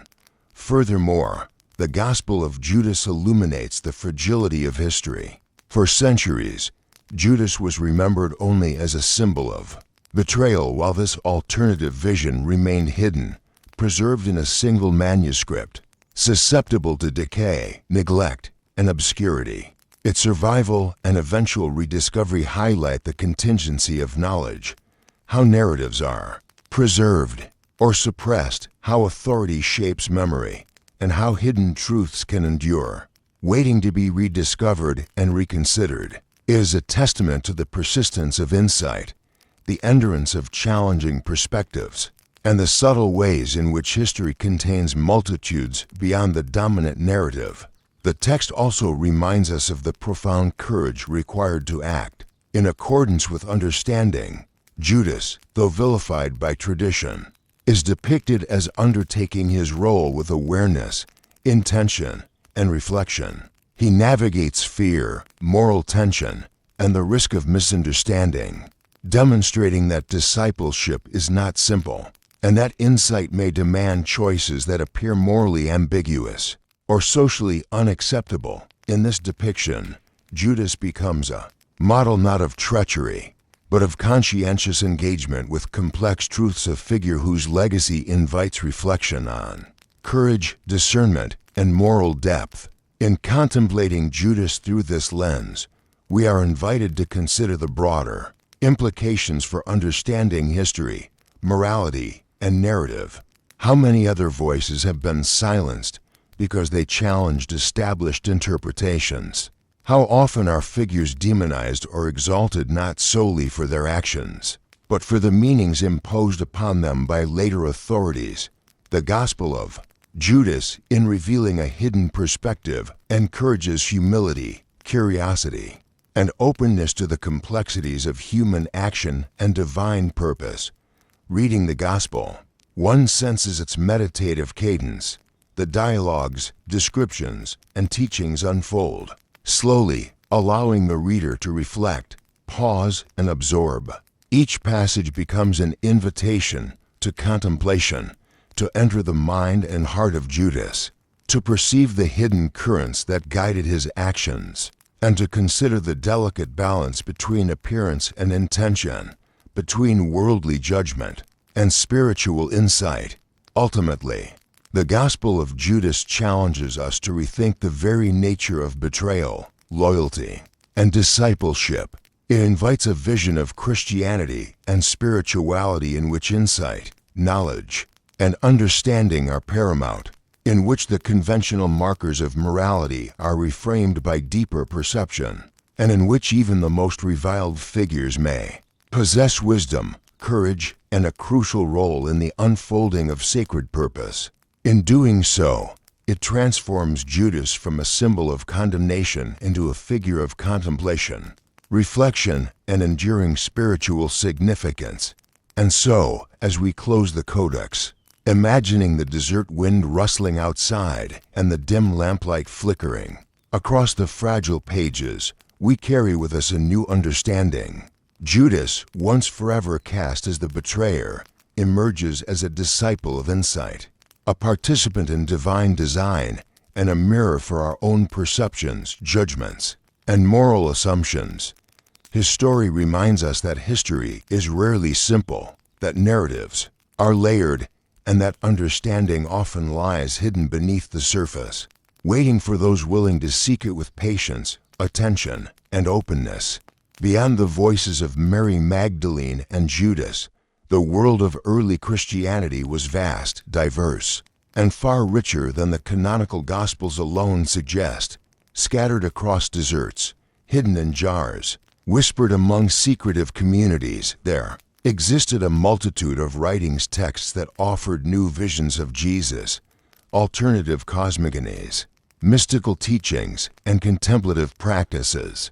These are the lost Gospels and hidden texts, fragments of a Christianity that was experimental, expansive, and profoundly mystical. They reveal a spiritual landscape in which insight, interpretation, and exploration were central to the disciples' understanding of the divine. Among these texts is the Gospel of Philip, a mystical work that explores the sacraments, spiritual union, and the sacred nature of relationships. Unlike the straightforward narrative of the canonical Gospels, Philip is esoteric and symbolic, written in a way that demands reflection. It speaks of the intimate union between the soul and the divine, often using the metaphor of a mystical marriage. Here, knowledge is intertwined with love, and spiritual awakening is inseparable from relational understanding. The text hints at a community that celebrated not only devotion, but the profound interconnectedness of human and divine, the sacred resonance of companionship, and the transformative power of insight shared in communion. Then there is the Apocryphon of John, a text that transports readers into the cosmic mythos of early Gnostic thought. In this narrative, the creation of the world is depicted not simply as a historical event, but as a complex interaction of spiritual forces, eons, and emanations from the ultimate source. It tells of the divine fullness, the emergence of the material world, and the struggles of the soul to ascend beyond ignorance and illusion. The Apocryphon of John reveals a universe alive with spiritual complexity, where knowledge, perception, and awakening are the tools by which the soul may return to its source. It is a meditation on cosmology, ethics, and the subtle architecture of reality, couched in symbolic narrative that requires patience and contemplation to unfold. The Gospel of Truth offers yet another lens, poetic and meditative, presenting an allegorical reflection on knowledge, ignorance, and divine purpose. This text treats salvation as a matter of awakening, coming to perceive the truth hidden behind illusion, understanding the divine spark within oneself, and moving beyond fear, attachment, and deception. The language is both lyrical and precise, forming a rhythm of reflection that invites readers to pause, consider, and integrate its insights. It is less concerned with historical events than with the interior journey of the soul, mapping a path of awareness that resonates across time, culture, and spiritual tradition. Among the lost texts, we also find the Infancy Gospels, which recount stories of Jesus' childhood. These writings are playful, imaginative, and often miraculous, describing episodes that illuminate both the human and divine aspects of Jesus' early life. Tales of extraordinary abilities, early demonstrations of insight, and interactions with family and community offer a portrait of the formative years of a figure, often presented only as an adult teacher. The Infancy Gospels enrich the narrative of early Christian imagination, revealing how communities sought to understand the development of a spiritual being, the unfolding of wisdom, and the intersection of the mundane and the miraculous. These texts share several themes: knowledge, transformation, and the hidden path to insight. They emphasize that understanding the divine is not a matter of rote learning or passive observation, but of awakening, perceiving, reflecting, and integrating truth into the self. The lost Gospels collectively portray a Christianity in which diversity, speculation, and mystical practice were valued, where the human soul was both the site and the instrument of revelation, and where the divine was encountered, not only in ritual but within consciousness, reflection, and the subtle currents of life. The hidden texts also illuminate the tension between orthodoxy and plurality.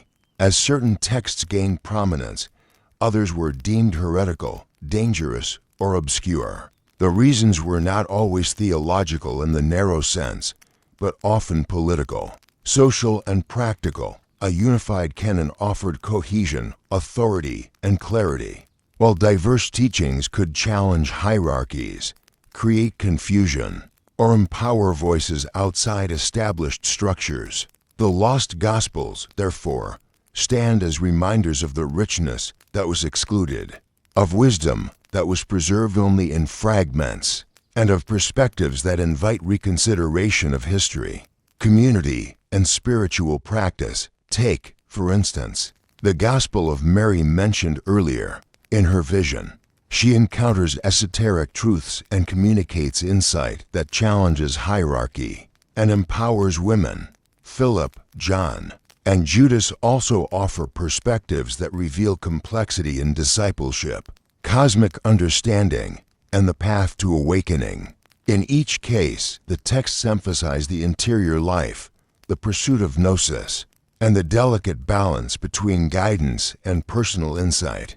They show that early Christianity was not monolithic, but a tapestry of communities, beliefs, and practices, all seeking to understand the divine in their own ways. Consider the social and cultural dimensions of these hidden texts. They were produced in environments of diversity, where Jewish, Hellenistic, and Roman influences intermingled, and where philosophical schools, mystery traditions, and mystical practices shaped religious expression. This confluence created fertile ground for experimentation, reflection, and synthesis.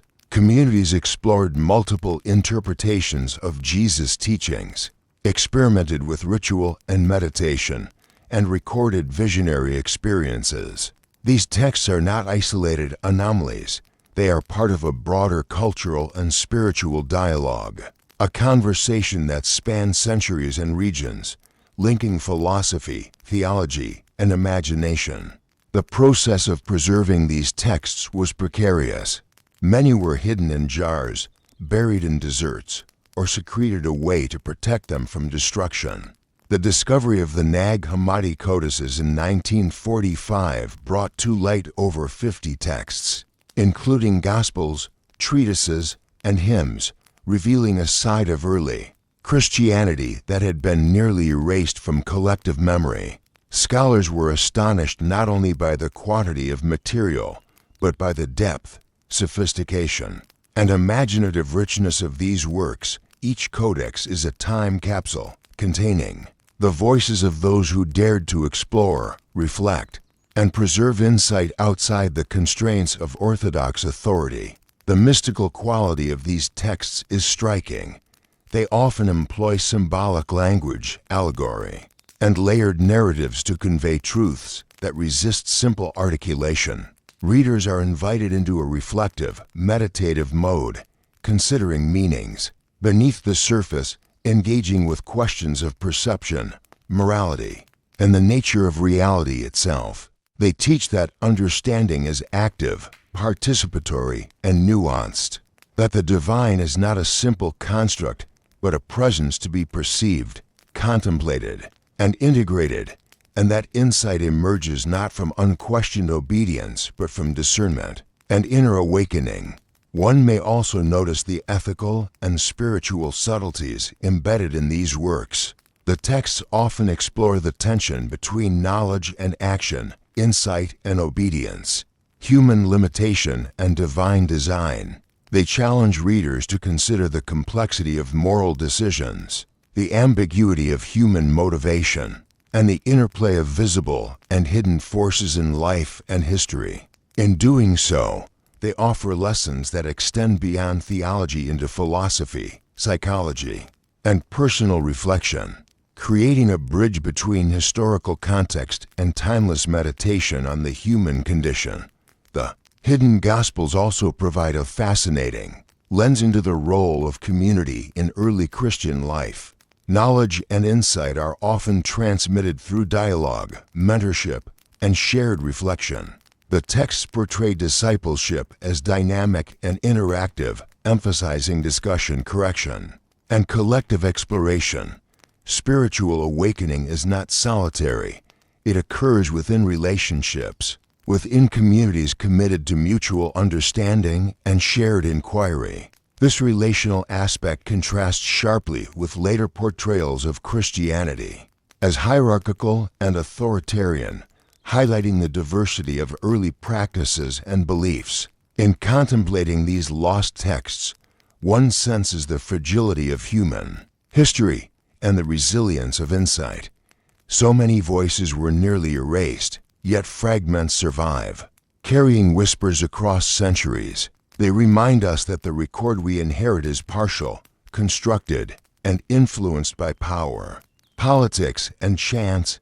Every rediscovery, every fragment, every codex opens a window into a world richer, more complex, and more daring than the dominant narrative allows. They invite reflection not only on history, but on the processes by which knowledge is preserved, silenced, or transformed. The lost Gospels also resonate with modern spiritual inquiry. Their emphasis on inner perception, personal awakening, and contemplative engagement aligns with contemporary explorations of meditation, mystical practice, and spiritual psychology. They encourage seekers to look beyond dogma, to question assumptions, and to engage directly with the processes of insight, reflection, and understanding. These texts, though ancient, offer guidance, perspective, and inspiration for those willing to engage with subtlety, patience, and openness. Finally, as we meditate on these hidden works, the Gospel of Philip, the Apocryphon of John, the Gospel of Truth, and the Infancy Gospels, we recognize a continuity of curiosity, courage, and devotion. Each text embodies a desire to understand the divine, to map the soul's journey, and to preserve insight across generations. They remind us that history is not a single, linear story, but a tapestry of voices, experiences, and perspectives, some preserved, others lost, all contributing to the richness of spiritual exploration. In listening to these texts, reflecting on their teachings, and contemplating the communities that produce them, we participate in a dialogue across time. We honor the curiosity, courage, and insight of those early seekers. We recognize the complexity of moral, spiritual, and cosmological understanding. And we are reminded that the path of insight, reflection, and awakening is both ancient and eternal, waiting to be rediscovered, understood, and integrated into our own journey of contemplation, awareness, and wonder. The lost Gospels and hidden texts of early Christianity are, ultimately, invitations. They invite us to reconsider assumptions, to explore the multiplicity of belief, and to listen to the subtle voices that history almost forgot. They encourage patience, reflection, and meditation, guiding us to perceive the divine not as rigid, singular, or imposed, but as dynamic, mysterious, and intimately intertwined with the journey of the soul. As we linger among the lost Gospels and hidden texts of early Christianity, a question inevitably rises. Why were these voices silenced, marginalized, and nearly erased from history? The answer is layered, complex, and deeply intertwined with the emergence of authority, the consolidation of power, and the human desire for clarity in a world of spiritual diversity. The Gospels of Mary Magdalene, Judas, Philip, and countless other fragments offered alternative visions of salvation, discipleship, and spiritual understanding. They celebrated knowledge, insight, and mystical experience, often challenging the structures of authority that were coalescing within the early church. To begin, it is essential to understand the environment of early Christianity. In the first few centuries after Jesus' death, Christian communities were dispersed across the Mediterranean, varying widely in practice, belief, and interpretation. Some emphasized obedience to communal rules, while others explored mystical insight and personal revelation. Some communities were inclusive of women as leaders and teachers, while others adhered to more hierarchical structures. Some celebrated the transformative power of hidden knowledge, others sought clarity through codified teaching. The diversity of these early communities was remarkable, yet it also posed challenges, competing teachings, conflicting narratives, and divergent moral frameworks threatened cohesion and unity. It was within this context that the forces of institutional authority began to consolidate. Bishops, councils, and early church leaders sought to establish a uniform canon, a definitive set of scriptures that would define orthodoxy and exclude what they considered heresy.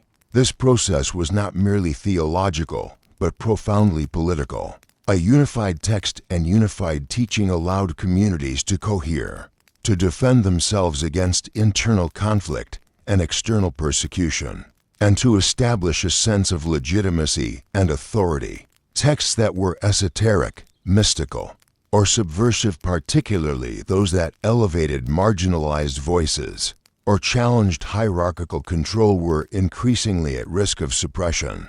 The lost Gospels often presented alternative visions of salvation that differed from emerging orthodox interpretations, while canonical texts emphasized obedience, communal ritual, and faith in the teachings of the apostles.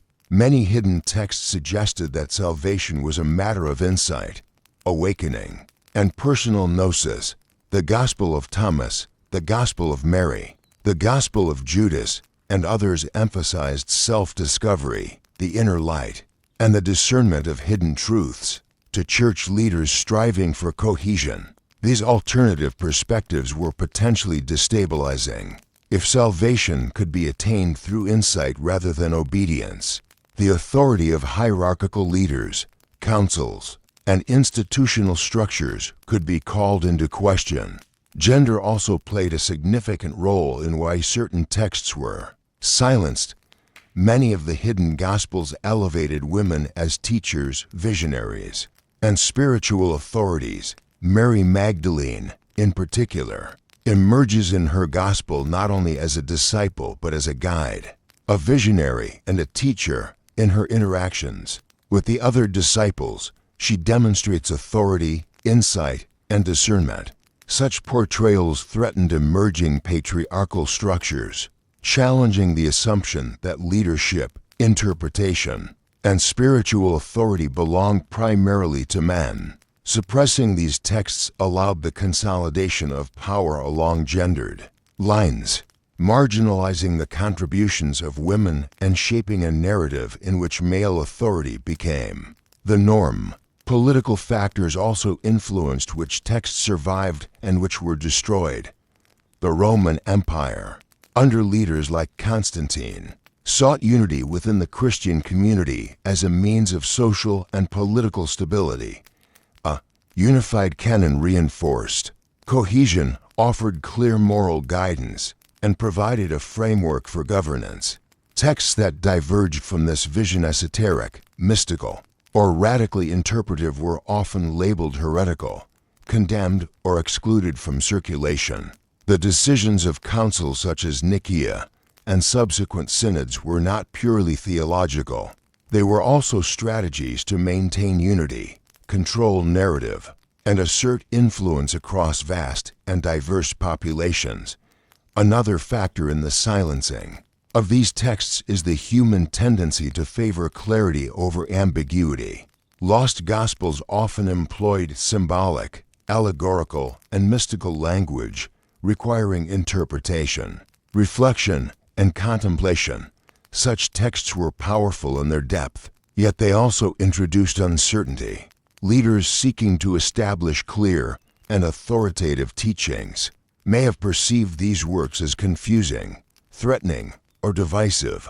Simplifying, codifying, and standardizing Scripture allowed for the dissemination of clear doctrine, even at the expense of the richness and diversity of early spiritual exploration. Consider the consequences of these exclusions. By silencing alternative voices, the early church shaped the trajectory of Christianity for centuries. The emphasis on obedience, hierarchy, and moral clarity became central to orthodoxy. Mystical insight, personal gnosis, and the spiritual authority of women were marginalized. Narratives like that of Judas as obedient rather than traitorous were suppressed, and alternative understandings of Jesus' life, teachings, and divinity were excluded. The lost Gospels remind us of the vast possibilities of early Christian thought, illuminating paths that might have led to a radically different understanding of faith, community, and spirituality. Yet the suppression was not total. Fragments survived, hidden in jars, buried in deserts, or preserved clandestinely by those committed to their preservation. The Nag Hammadi Library, discovered in 1945, revealed over 50 texts, offering a window into these silenced traditions. Their survival is remarkable, a testament to human resilience and the enduring power of insight. Each recovered fragment is a whisper across centuries, a reminder that the human spirit seeks knowledge, understanding, and connection even in the face of suppression. The act of silencing also reveals the intersection of fear and authority. Leaders feared not only doctrinal confusion, but also challenges to their own positions. Esoteric knowledge, mystical insight, and alternative interpretations could empower communities in ways that threaten centralized control.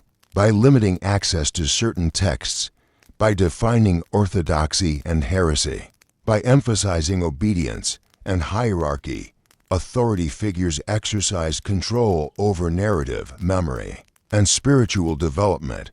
The consequences were profound. Entire dimensions of early Christianity were marginalized. voices were silenced, and the richness of spiritual exploration was constrained. Yet, paradoxically, the suppression of these texts contributed to their mystique.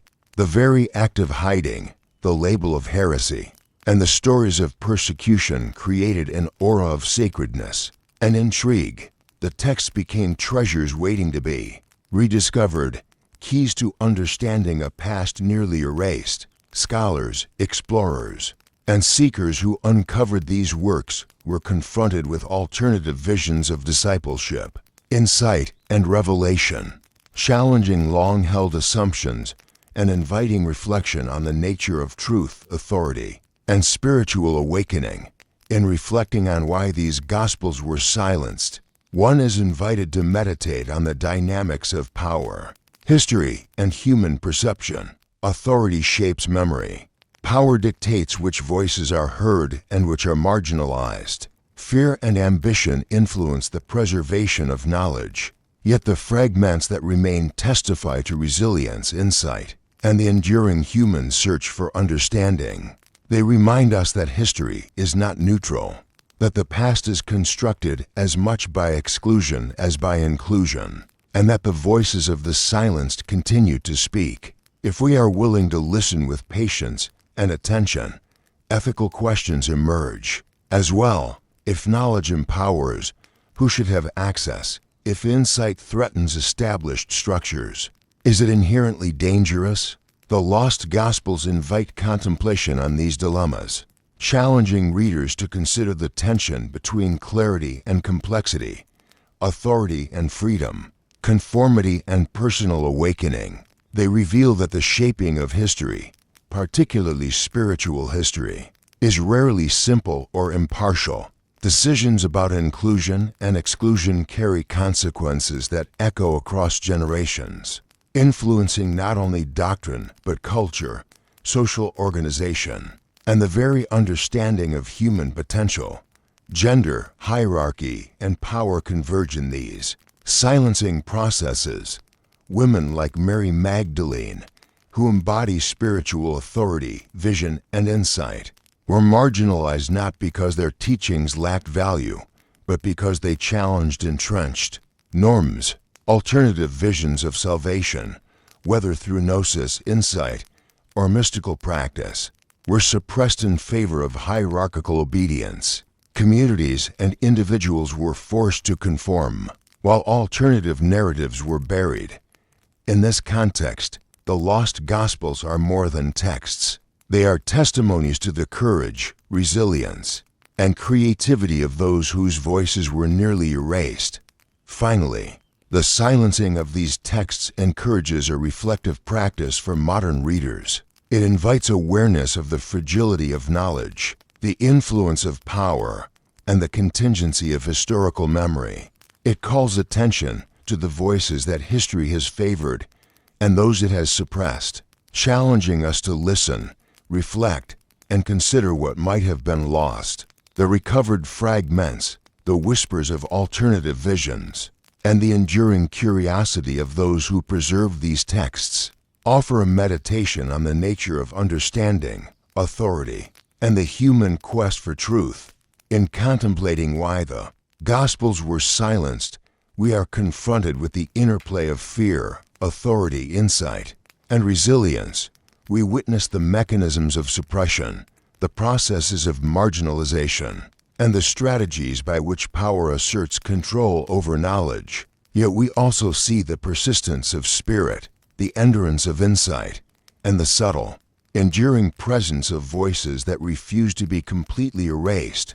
The lost Gospels, in surviving and resurfacing, challenge us to reflect on the dynamic relationship between knowledge, authority, and history. As we close this chapter in quiet meditation, we recognize the fragility of spiritual memory, the complexity of historical preservation, and the courage of those who sought to understand, record, and transmit insight despite formidable obstacles. The lost Gospels were silenced, yet they endure. They remind us that history is not a single narrative, but a web of voices, perspectives, and experiences, some celebrated, some marginalized, some hidden, and all waiting to be heard by those who will listen with care, patience, and reflection. They invite us to ask, how different might faith have been if these texts had been preserved openly? How might our understanding of discipleship, authority, and spiritual awakening be transformed by their guidance? And most profoundly, what does it mean to hear the whispers of the past, to honor the silenced, and to integrate their insight into our present awareness, reflection, and inner exploration? The silencing of the Gospels is a meditation on the power of authority, the fragility of knowledge, and the enduring resilience of insight. It reminds us that history is constructed, contested, and layered, and that the voices of the hidden, the silenced, and the forgotten continue to speak to those willing to listen. In this awareness, we find not only understanding of the past, but guidance for the present, a call to contemplation, reflection, and openness to the richness of human, spiritual experience. As we reach the final chapters of our journey through the hidden and lost texts of early Christianity, we are called to reflect not only on their content, but on the profound and enduring legacy they leave behind. The Gospels of Mary Magdalene, Judas, Philip, Thomas, and the myriad other fragments discovered in the deserts of Egypt and beyond are more than historical curiosities. They are windows into spiritual worlds that might have been, maps of insight nearly erased, and testimonies to human curiosity, courage, and the persistent search for understanding. The legacy of these texts is multi-layered. On one level, they reshape our historical understanding of early Christianity. Canonical Gospels, while foundational to the faith that would become institutionalized, represent only a portion of the diverse beliefs, communities, and spiritual experiments that existed in the first 3 centuries. The lost Gospels reveal that early Christianity was far from monolithic. It was a vibrant, dynamic, and contested space where discipleship took many forms, where insight and revelation were highly valued, and where questions of authority, morality, and salvation were explored with depth and nuance. To study these texts is to witness a world in which spiritual exploration was experimental, diverse, and profoundly human. Beyond history, these texts carry theological significance. They challenge the received wisdom of orthodoxy, offering alternative visions of Jesus, his teachings, and the nature of salvation. The Gospel of Thomas emphasizes inner discovery and the awakening of the soul. The Gospel of Mary highlights the authority and insight of women. The Gospel of Judas reframes betrayal as obedience within divine design. Each text invites reflection on the meaning of discipleship, the nature of divine purpose, and the subtle interplay between human choice and spiritual law. In doing so, they compel us to question assumptions, reconsider moral certainties, and embrace a more nuanced, contemplative approach to spiritual understanding. The philosophical implications are equally profound. These Gospels present a worldview in which knowledge, insight, and perception are central to the human experience. They explore the tension between appearance and reality, between obedience and discernment, and between conventional morality and deeper spiritual understanding. They suggest that the universe is layered, complex, and rich with hidden meaning, and that awakening requires attention, reflection, and courage. For modern readers and seekers, these texts provide a guide not only to historical understanding, but to introspection, meditation, and the cultivation of awareness.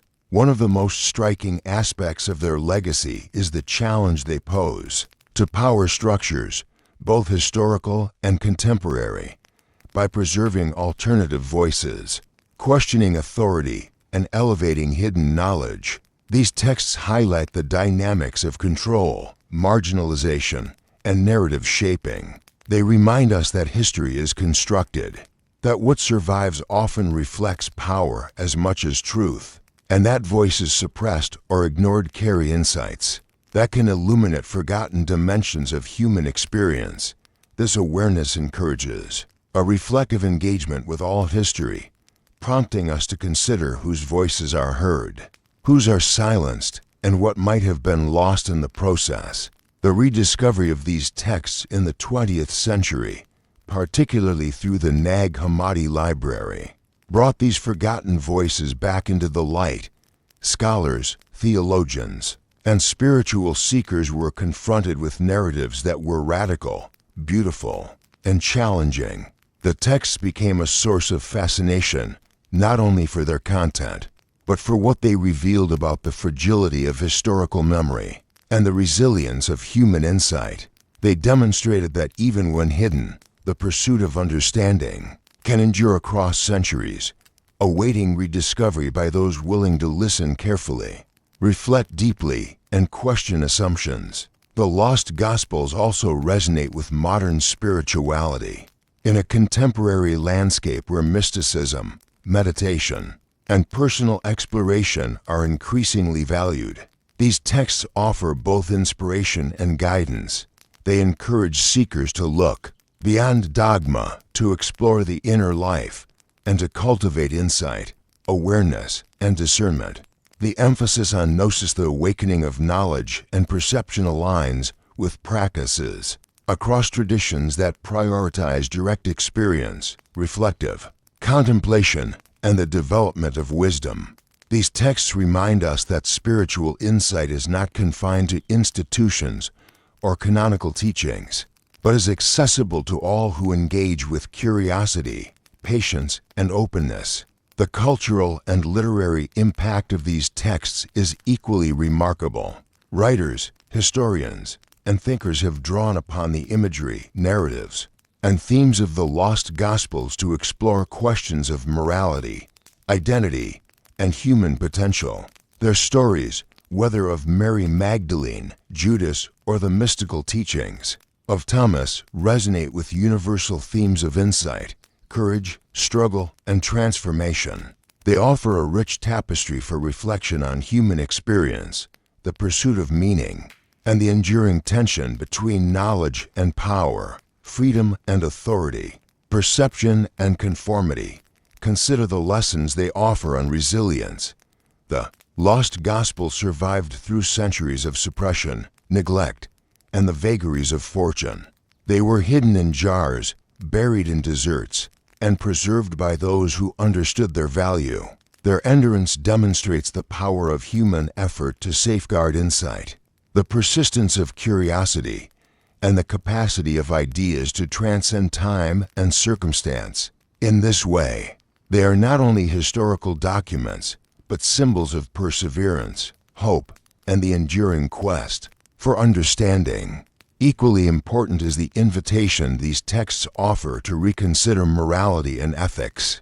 By presenting alternative interpretations of actions, motives, and divine design such as Judas' obedience, in the Gospel of Judas they challenge simplistic, moral binaries.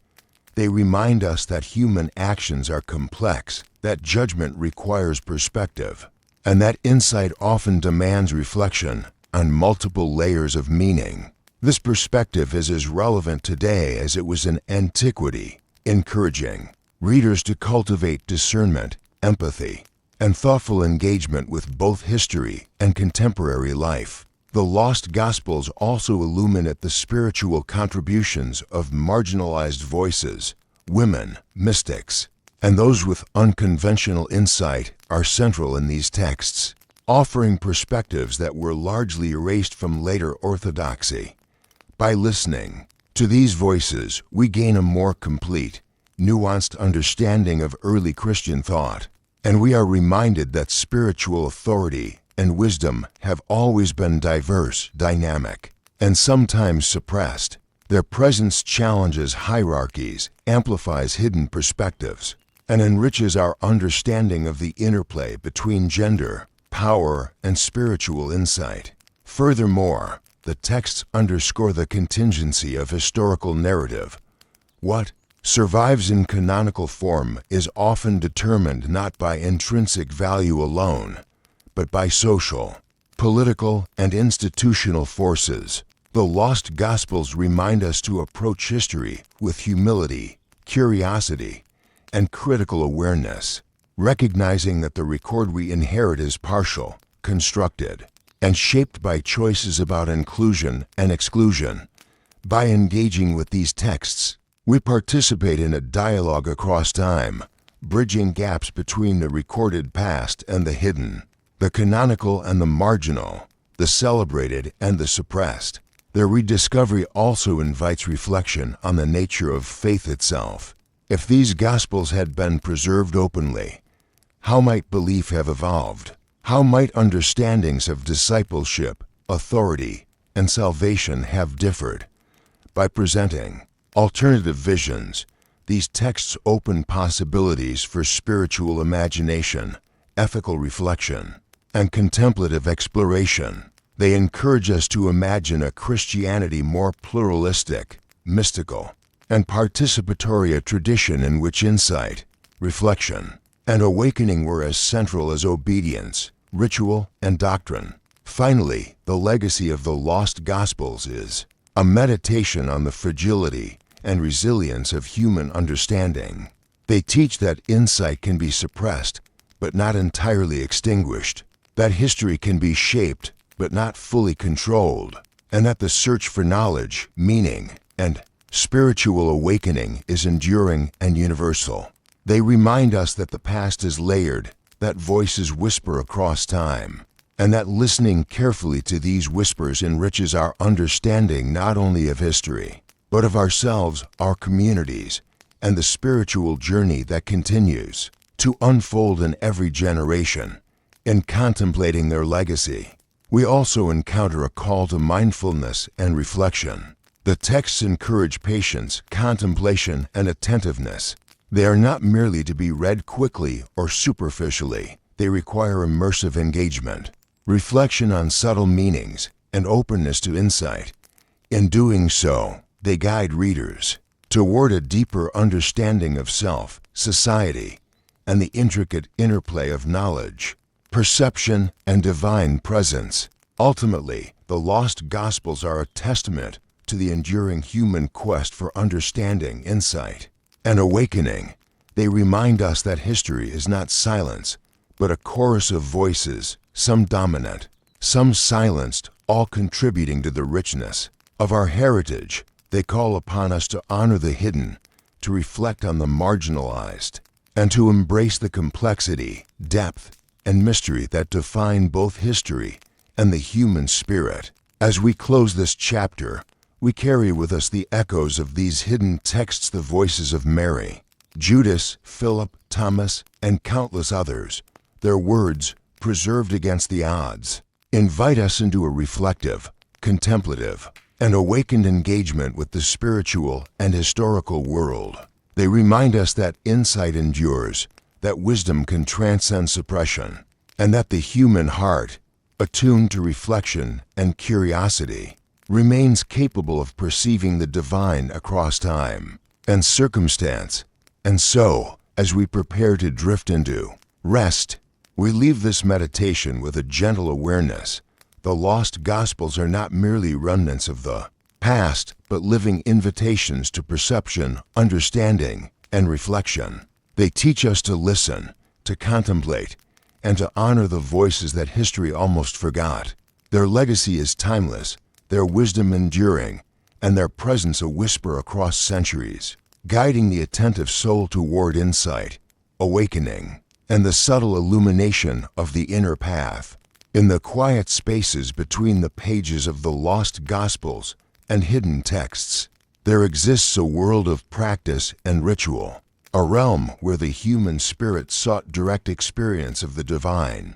Beyond doctrine, hierarchy, and the written word, early Christian communities experimented with methods to awaken perception, cultivate insight, and touch the ineffable. These were not merely practices of devotion, but practices of transformation, subtle, secretive, and often deeply personal. The mystical life of early Christians was rooted in awareness, reflection, and a yearning for knowledge that went beyond what could be taught in public assemblies.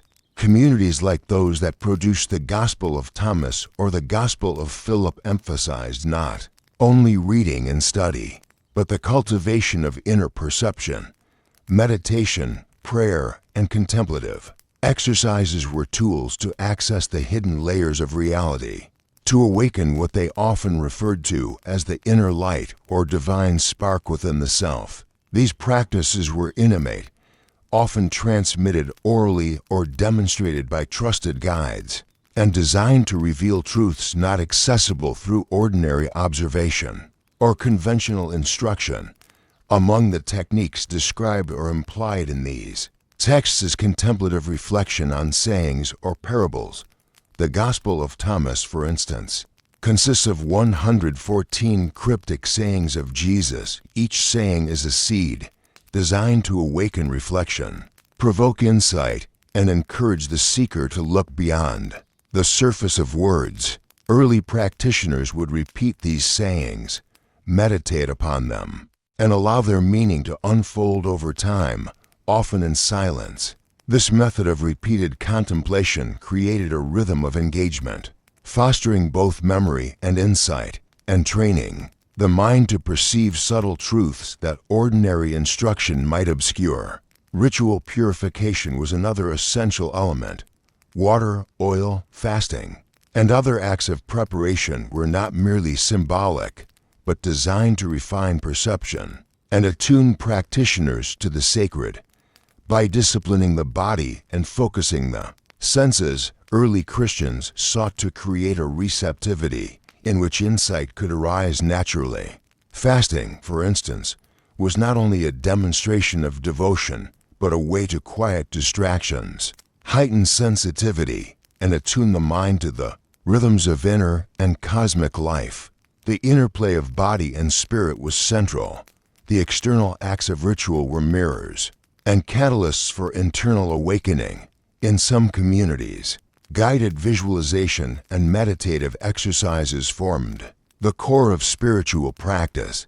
Imagining oneself in sacred scenes, walking alongside Jesus, or witnessing the ascent of the soul through celestial realms were methods described in symbolic language across texts like the Apocryphon of John. These exercises were designed to cultivate perception of higher realities, to internalize spiritual truths, and to experience directly what the intellect could not fully grasp. Vision, imagination, and meditation were intertwined, allowing the practitioner to inhabit the sacred narrative and internalize its meaning. The role of sacred music and chanting cannot be understated. Many lost texts, including hymns preserved alongside Gospels, suggest that sound was a vehicle of spiritual perception. Melodies, intonations, and rhythmic recitations created resonance within the body, mind, and spirit. Chanting was both communal and deeply personal. In community, it reinforced shared insight, while in private, it cultivated focused attention and inner alignment. The vibrations of voice and sound were considered to awaken hidden layers of consciousness, attuning the practitioner to subtle harmonies between the self and the divine. Mystical practice was also inherently symbolic and allegorical. Rituals often incorporated objects, gestures, and spatial arrangements whose meaning was understood only by those initiated into the community. The Gospel of Philip, for example, speaks of sacramental mysteries, mystical marriages, and sacred unions, which may have been accompanied by ritual enactments designed to evoke deeper insight. These symbols served as bridges between the physical and spiritual, guiding attention, shaping perception, and encoding knowledge that could not be conveyed directly through speech or writing. Community played a central role in mystical practice. While much of the work was internal and personal, guidance from elders, mentors, and fellow seekers was crucial. Knowledge was transmitted through demonstration, dialogue, and shared experience. Communities often gathered in private spaces, homes, courtyards, or hidden sanctuaries where teachings could be passed safely, away from scrutiny and persecution. The intimate setting fostered trust, focus, and the careful preservation of esoteric knowledge. In these spaces, the balance between secrecy and revelation was delicate. Too much disclosure could endanger both teacher and student, yet withholding insight entirely could inhibit awakening. Mystical exercises were not merely theoretical or abstract, they were experiential, designed to cultivate direct engagement with the divine. Practitioners might sit in silence for hours, repeating sayings, visualizing sacred narratives, or listening to the resonance of chants. They might contemplate cosmic creation, the ascent of the soul, or the inner presence of Christ within themselves. The focus was always on personal awakening, on perceiving realities hidden from ordinary sight, on encountering the divine within the self, and on integrating that awareness into daily life. The connection between these practices and other mystery traditions of the ancient world is striking. Early Christian mystical communities drew from Jewish meditation, Hellenistic philosophical exercises, and even Egyptian mystery schools. The emphasis on secrecy, initiation, and personal insight reflects a continuity of approach. Knowledge as a living experience, revealed progressively and preserved carefully. These practices were not dogmatic, but experiential, requiring engagement, discipline, and attentive reflection. Women played an essential role in these mystical traditions. Figures such as Mary Magdalene and Salome were not only recipients of insight but active participants in ritual and contemplative practice. Their engagement demonstrates that mystical exercises were accessible to all genders, that spiritual authority could emerge from personal insight, and that the transmission of wisdom was as much relational and participatory as it was textual. In this way, the lost Gospels and hidden practices offer a vision of early Christianity that is both inclusive and profoundly human. The secrecy surrounding these practices was both protective and generative in a world where communities faced persecution, internal disagreement, and external scrutiny. Keeping knowledge hidden preserved both safety and depth, but secrecy also enhanced the intensity of practice. What was rare, concealed, and carefully transmitted carried a sense of sacred responsibility. Initiates understood that awakening was not a trivial accomplishment, but a cultivated, patient, and intentional process. The very act of entering into secret practice was itself transformative. Instilling reverence, focus, and humility, consider the role of ritual objects and sacred spaces. Codices, jars, altars, and other implements were not mere decoration, they were focal points for contemplation and channels of meaning. In hidden chambers or desert sanctuaries, the placement of objects, the flow of light, and the acoustics of space were designed to enhance perception, focus attention, and evoke transcendence. Early Christians recognized that the physical environment could shape consciousness, and that careful attention to space, symbol, and sensory experience could amplify the impact of mystical exercises. Fasting, ascetic practice, and bodily discipline were intertwined with meditation and ritual. The body was understood as a vessel, a medium through which spiritual perception could be cultivated. By refining physical habits, moderating desire, and attuning the senses, practitioners prepared themselves for deeper awareness. In this context, discipline was not punishment, but a means of alignment, creating conditions in which insight could arise naturally and spontaneously. The legacy of these practices is still felt today. Contemporary contemplative traditions, meditation, and mystical exploration echo the techniques of early Christians who cultivated insight, knowledge, and inner awakening. Silent reflection, visualization, ritualized attention, and sacred music all resonate with the methods described in lost Gospels and associated texts. These practices demonstrate the timeless human desire to touch the unseen, to cultivate perception beyond ordinary experience, and to engage directly with the ineffable. Even as we reflect in the quiet, the whispers of these hidden practices carry profound lessons. They teach patience, attentiveness, and respect for the subtle workings of the mind and spirit. They emphasize the relational dimension of awakening, the interplay between teacher and student, community and individual. They reveal that insight is not something delivered externally, but something cultivated internally, nurtured carefully over time through practice, reflection, and devotion.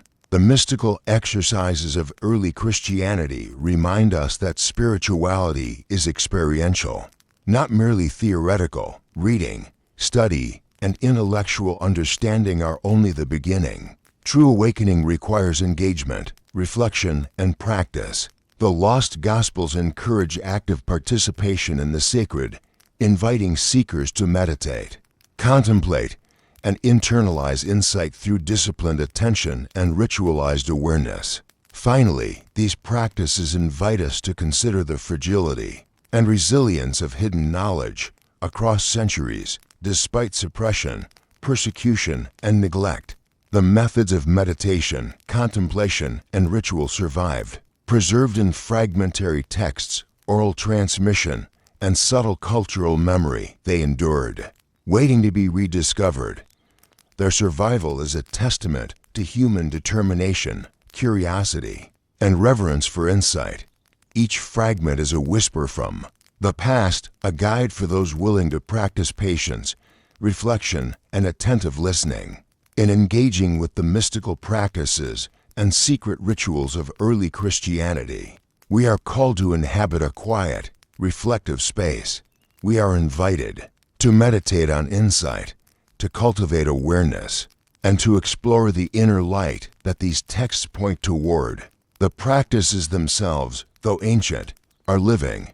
They continue to guide, awaken, and inspire. Transcending time, culture, and circumstance, they remind us that the search for knowledge, understanding, and the divine is perennial, intimate, and profoundly human. As we close this chapter in gentle reflection, we carry with us the rhythms, meditations, and rituals of hidden communities, practices designed to awaken perception, cultivate insight, and touch the sacred. These practices, shrouded in secrecy yet enduring through time, teach us patience, reverence, and the enduring power of attentive engagement with the mysteries of life. They are invitations, quietly whispering across centuries, to enter into the sacred rhythm of practice, contemplation, and awakening. As we continue our journey into the hidden and lost texts of early Christianity, we now turn to the profound world of esoteric symbolism, the subtle, layered, and often secret meanings woven into Scripture.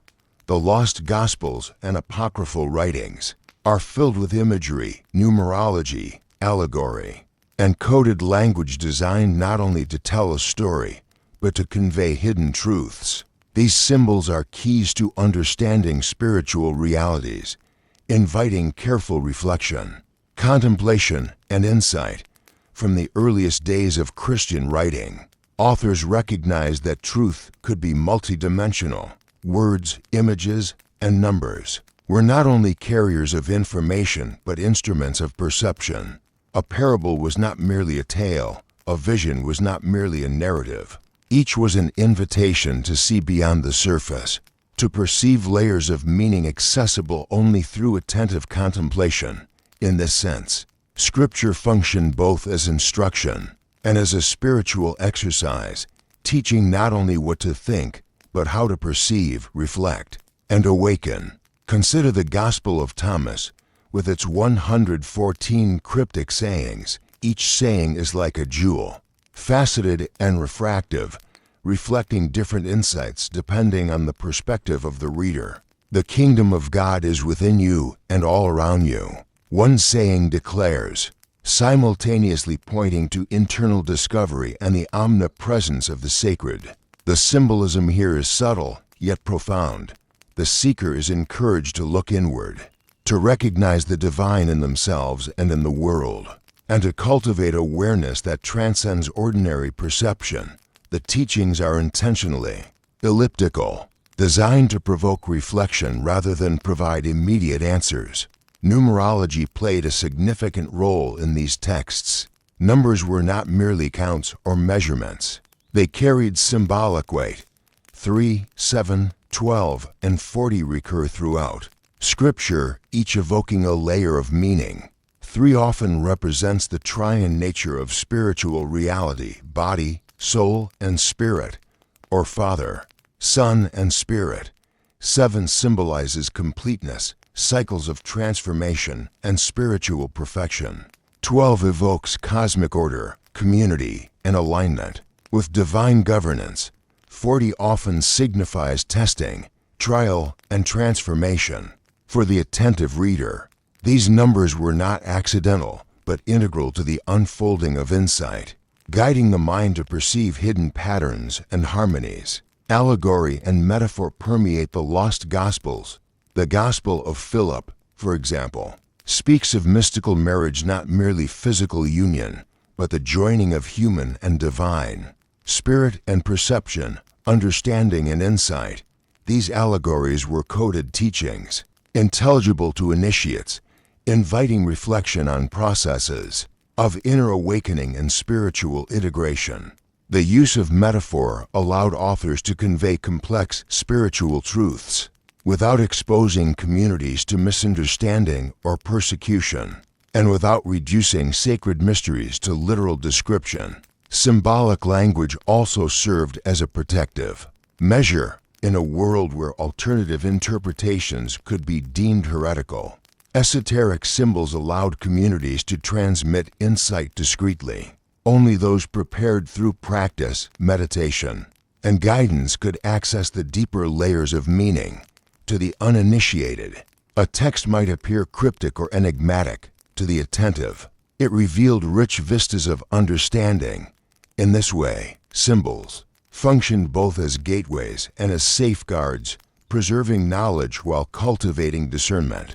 Visual symbolism, too, appears indirectly in text.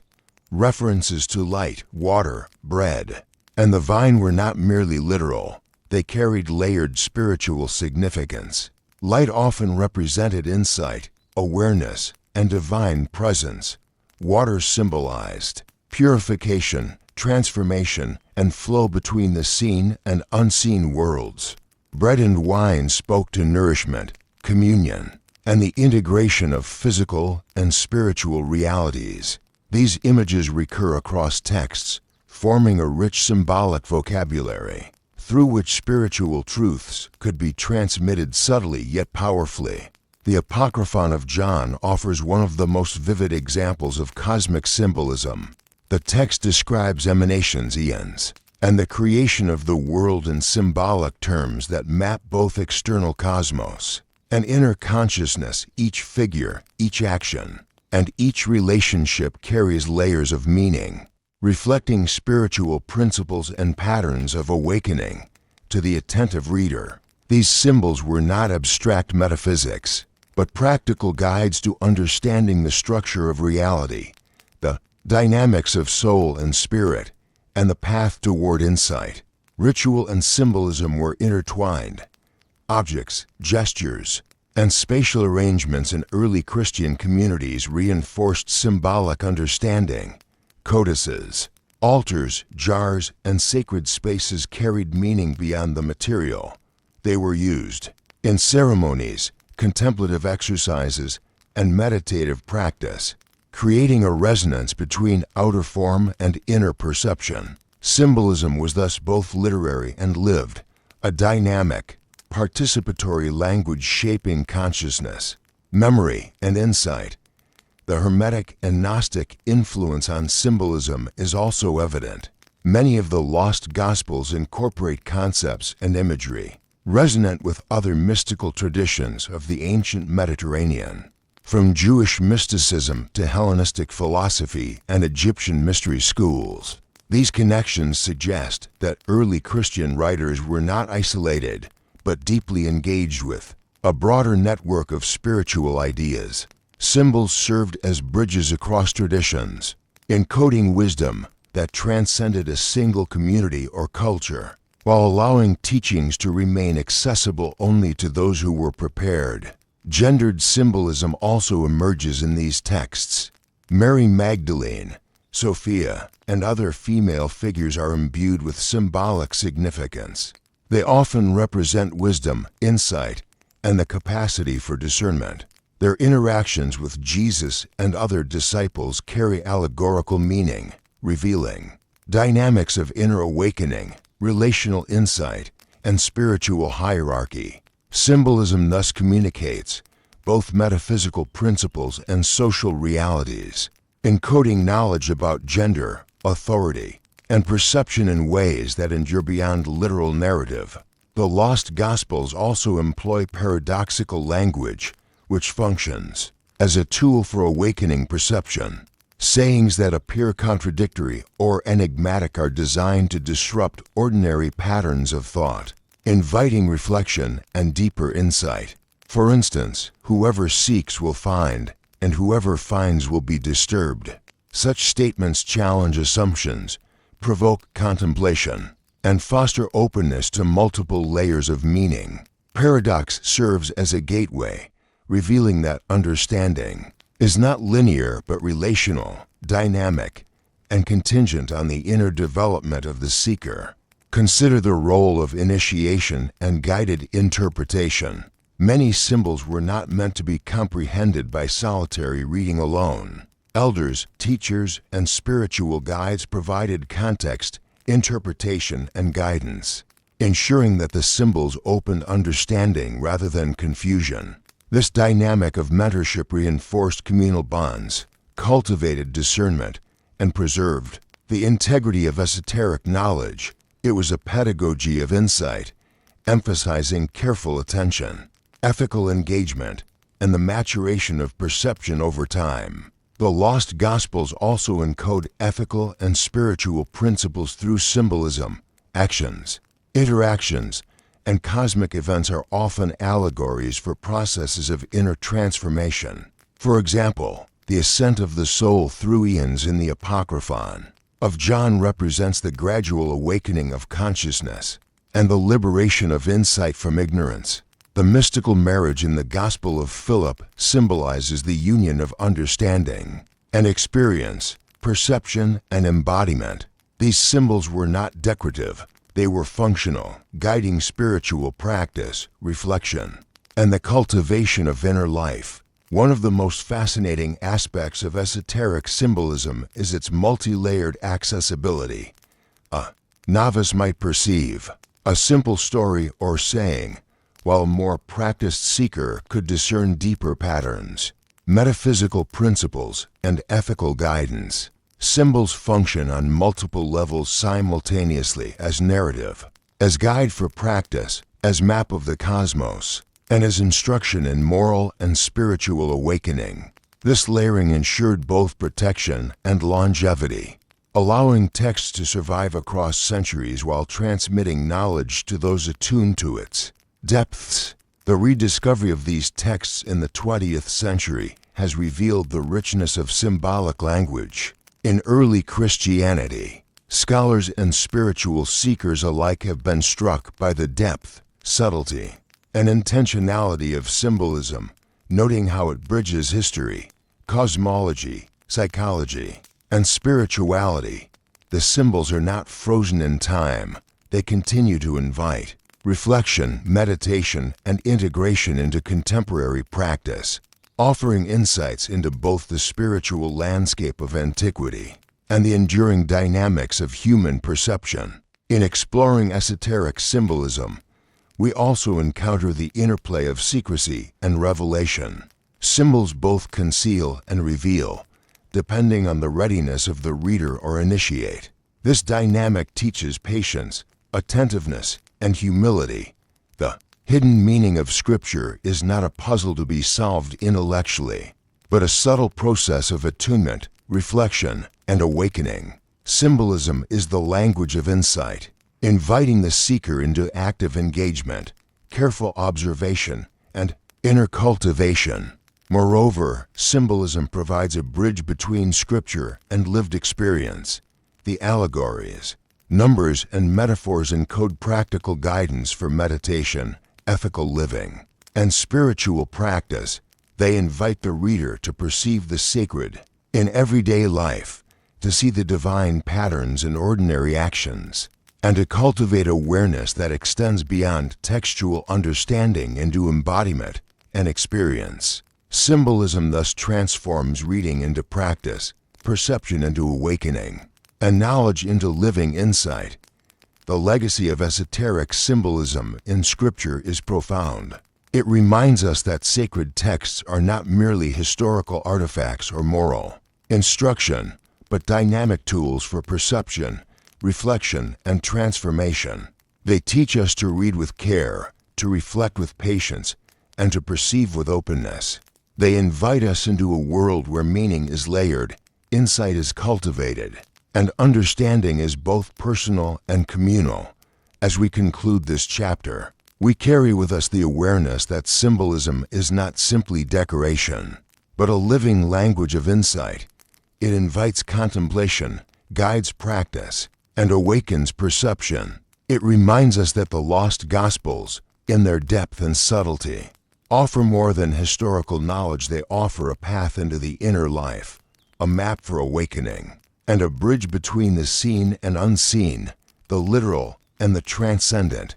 In listening carefully to these symbols, in reflecting on their multiple layers of meaning, we honor the depth of human insight and the enduring legacy of early Christian wisdom. They whisper across centuries, reminding us that understanding is cultivated, perception is layered, and spiritual awakening is a practice of attention, reflection, and openness. As we continue our journey through the lost Gospels and hidden texts, we encounter a theme both profound and often overlooked: the essential role of women in early Christianity. Beneath the layers of Orthodox history, beneath the structures of power that would come to dominate the church, there existed a vibrant, dynamic, and sometimes radical vision of female participation, leadership, and spiritual authority. These texts reveal women as teachers, visionaries, initiates, and bearers of insight, figures whose voices were central to the development of mystical and Gnostic thought, yet were often suppressed, obscured, or erased from the canonical record. The first and most prominent of these figures is Mary Magdalene, whose presence in the lost Gospels is transformative. In texts such as the Gospel of Mary, she emerges not simply as a disciple but as a leader, a teacher, and a spiritual guide. She is depicted receiving secret teachings from Jesus, understanding mysteries that others, including the apostles, struggle to grasp. Mary is portrayed as someone who embodies both insight and courage, someone willing to question, to engage in dialogue, and to assert the authority of her understanding. In the context of early Christian communities, this was a radical affirmation of the spiritual capacity of women.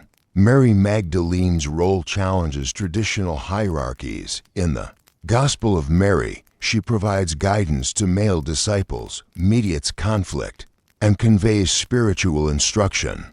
Her authority is rooted in perception, reflection, and gnosis, the direct, experiential knowledge of divine truth. This authority was not symbolic or ceremonial. It was practical and transformative. By elevating Mary as a teacher and visionary, these texts convey a spiritual egalitarianism that contrasts sharply with the emerging patriarchal structures of later orthodoxy. Beyond Mary Magdalene, other women appear in hidden texts as bearers of mystical insight.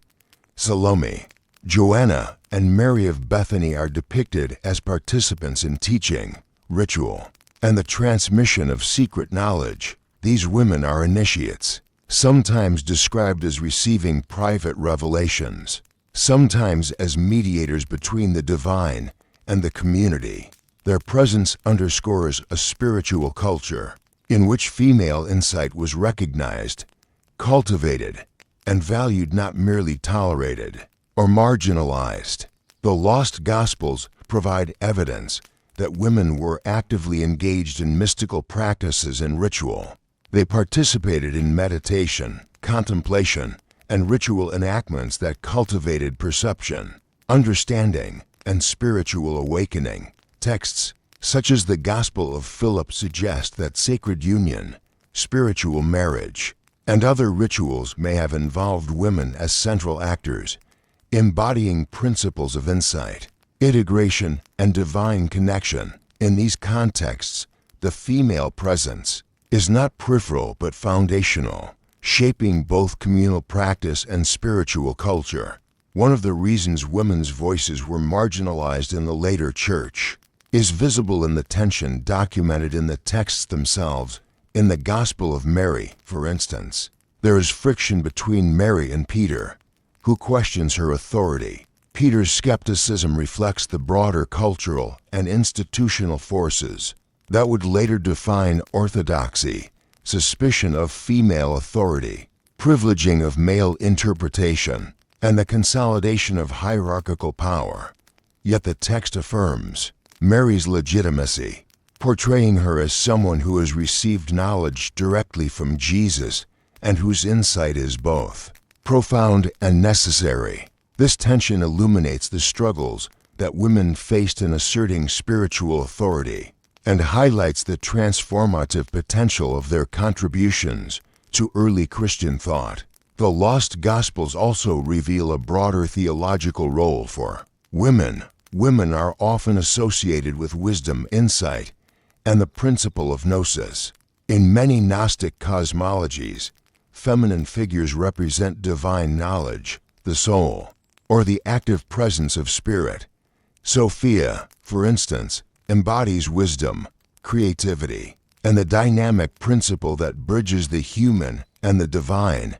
The elevation of such feminine principles indicates a worldview in which women's spiritual capacity is not incidental but central to understanding, awakening, and salvation. In addition to spiritual authority, women were often custodians of knowledge. They preserved texts, transmitted teachings orally, and maintained ritual practices. In an era when literacy was uneven and texts were fragile, the role of women as keepers of tradition was vital. Their memory, devotion, and attentiveness ensured that the teachings of Jesus and the Gnostic communities could survive in fragmentary form, waiting to be rediscovered centuries later. In this sense, women were guardians of continuity, protecting insight from being lost amidst persecution, censorship, or neglect. The suppression of female voices in early Christianity was not uniform, but shaped by political, social, and theological pressures. As bishops and councils consolidated authority, the participation of women in leadership, teaching, and ritual was increasingly constrained. Texts emphasizing female insight were labeled heretical, marginalized, or destroyed. The canonical Gospels, while preserving some female figures, do not elevate them to the same degree, reflecting a broader shift toward patriarchal structures. Yet the lost Gospels preserve traces of what was once a more inclusive and dynamic spiritual culture. These texts also challenge our assumptions about gender and spiritual authority. By depicting women as teachers, initiates, and visionaries, they offer a model in which spiritual capacity is independent of gender. Authority is not conferred by office or status, but by insight, perception, and experience. This model contrasts with hierarchical orthodoxy, emphasizing the cultivation of knowledge and awareness over birthright or position. The implications are profound. Women's spiritual roles are not supplementary but integral, and their presence reshapes our understanding of early Christian communities. The texts reveal that female discipleship was diverse. Some women were contemplatives, engaged primarily in meditation and mystical reflection. Others were teachers, guiding communities, and initiating novices. Some participated in ritual enactments, embodying principles of insight, transformation, and communion. This diversity reflects a complex spiritual ecosystem in which women played multiple, complementary roles that were essential to the vitality, creativity, and endurance of early Christian communities. Mystical practices, ritual, and esoteric teaching were often intertwined with women's roles.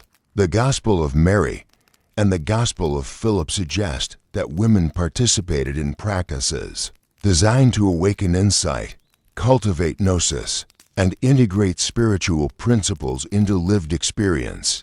These practices may have included meditation, contemplation on cryptic sayings, participation in ritual enactments, and the transmission of knowledge to other disciples. Women's engagement in these practices underscores their centrality to the spiritual life of the community and highlights the depth and sophistication of their contributions. The lost Gospels also provide a glimpse into the inner life and contemplation of women. Their reflections, dialogues, and visions reveal a nuanced understanding of the self, the divine, and the path of awakening.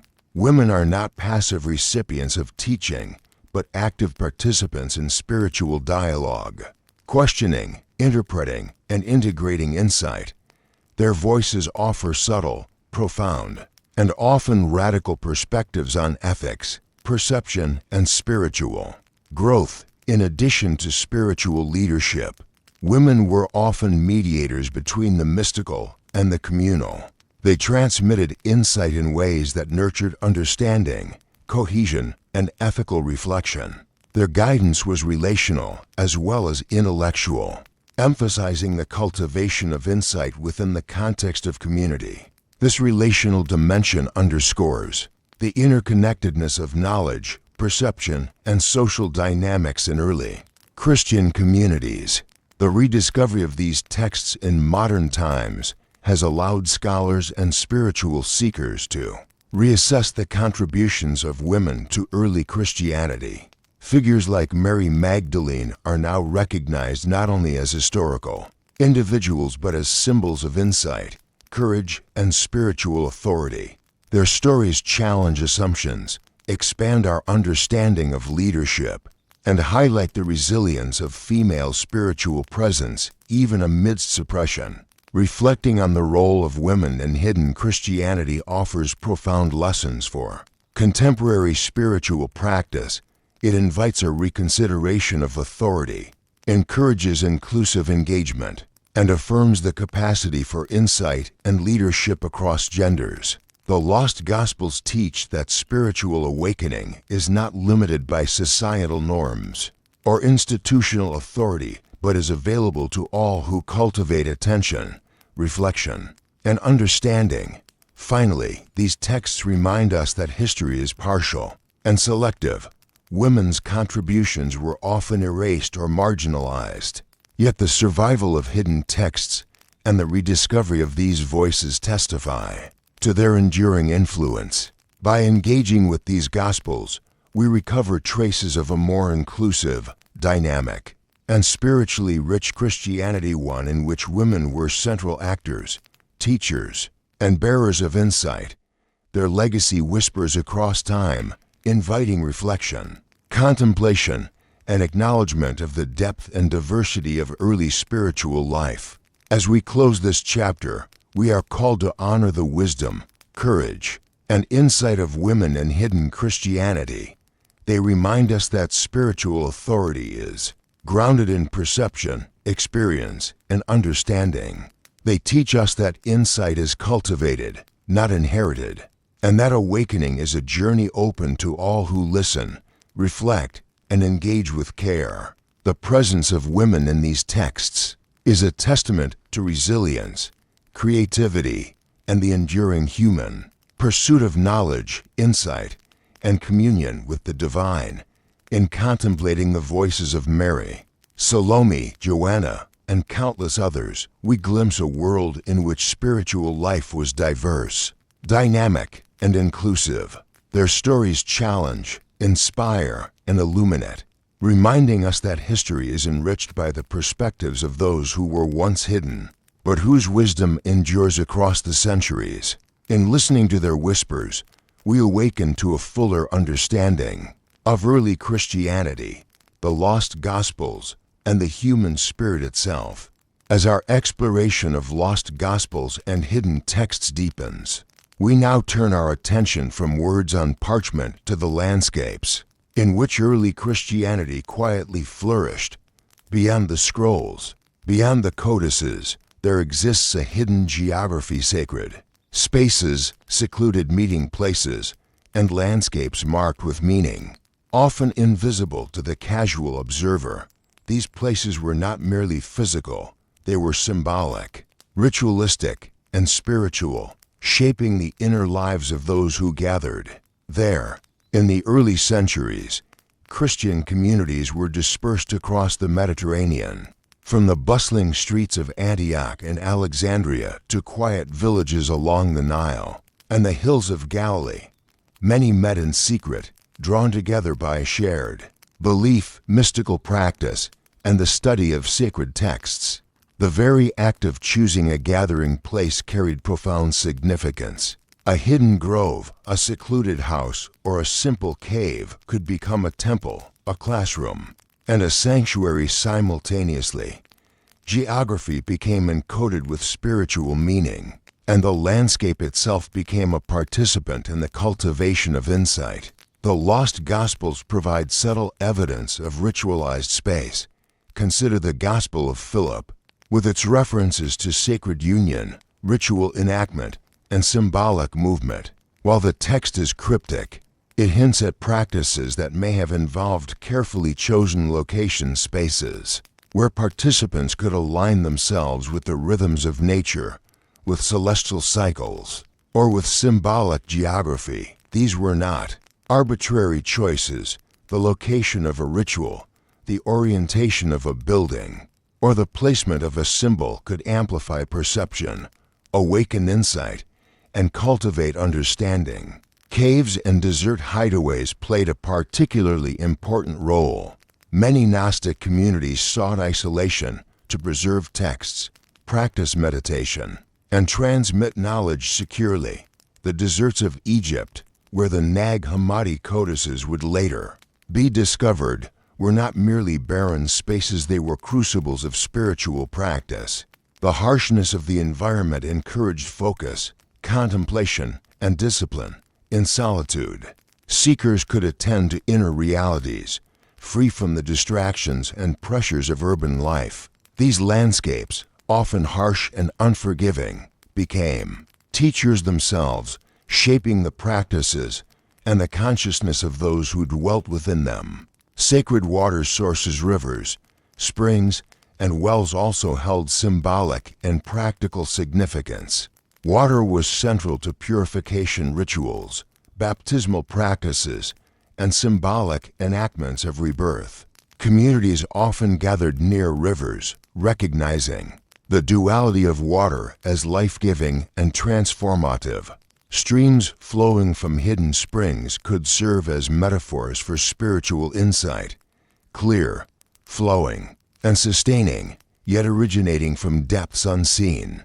In these spaces, geography and spirituality intertwined, forming a hidden map of sacred interaction. Subtle yet profound in its influence, urban spaces, too, were imbued with secret meaning. Homes, courtyards, and private chambers were transformed into meeting houses and sanctuaries. Archaeological evidence suggests that early Christian gatherings often took place in ordinary dwellings, with rooms designated for study, prayer, and ritual.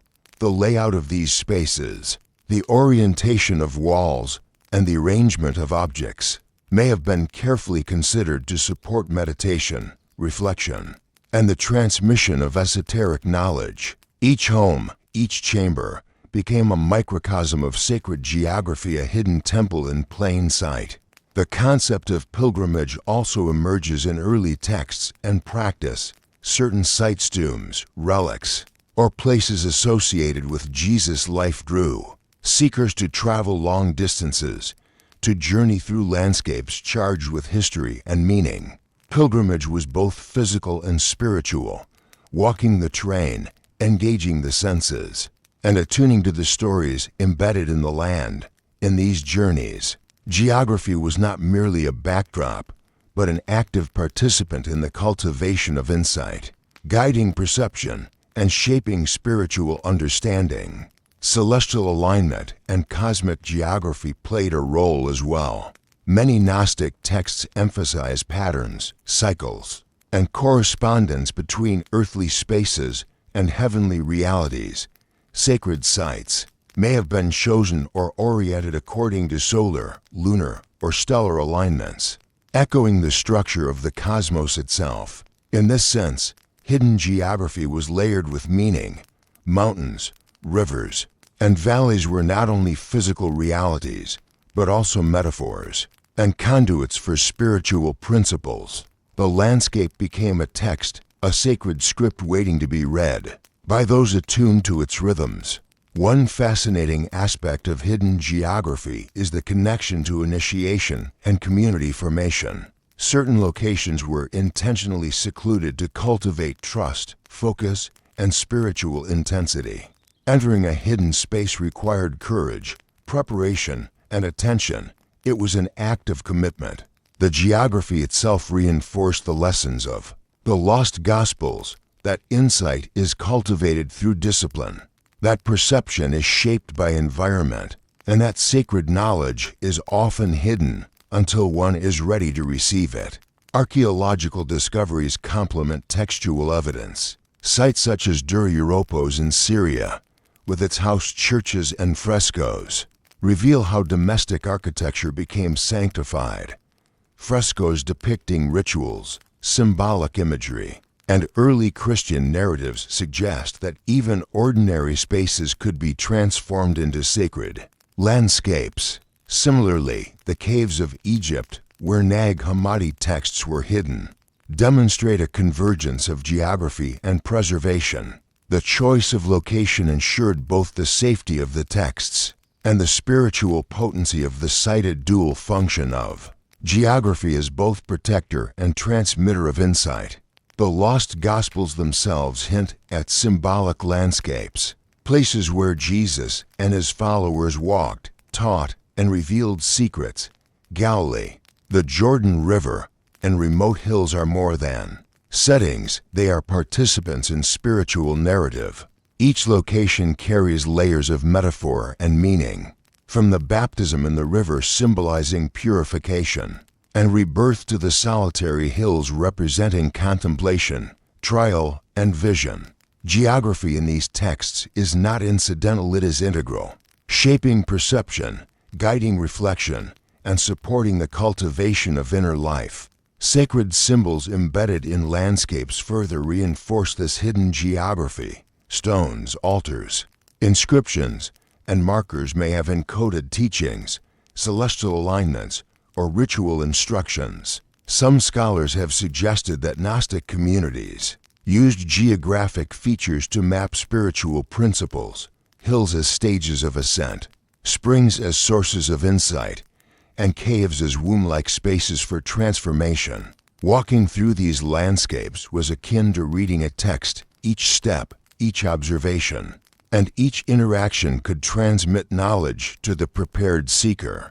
In reflecting on hidden geography, we recognize that these spaces were not only functional, but also deeply transformative. They shaped perception, guided practice, and anchored memory. By attending to the contours of the land, the flow of water, the orientation of structures, and the isolation of retreats, early Christian communities created environments that supported awakening, reflection, and insight. Geography became pedagogy, sanctuary, and mirror of the inner world. The modern rediscovery of these landscapes invites meditation, visiting ancient sites, exploring caves, or tracing pilgrimage routes offers a glimpse into the ways environment shaped spiritual life. Even when physical traces have eroded, the contours of sacred geography echo through time. inviting reflection on the interplay between space, perception, and insight. The Lost Gospels whisper that location matters not as mere backdrop, but as an active participant in the unfolding of knowledge and the cultivation of awareness. In contemplating hidden geography, we see the integration of earthly and spiritual realms. Mountains, rivers, valleys, and hidden groves become sacred participants in a dynamic interplay between human experience and divine insight.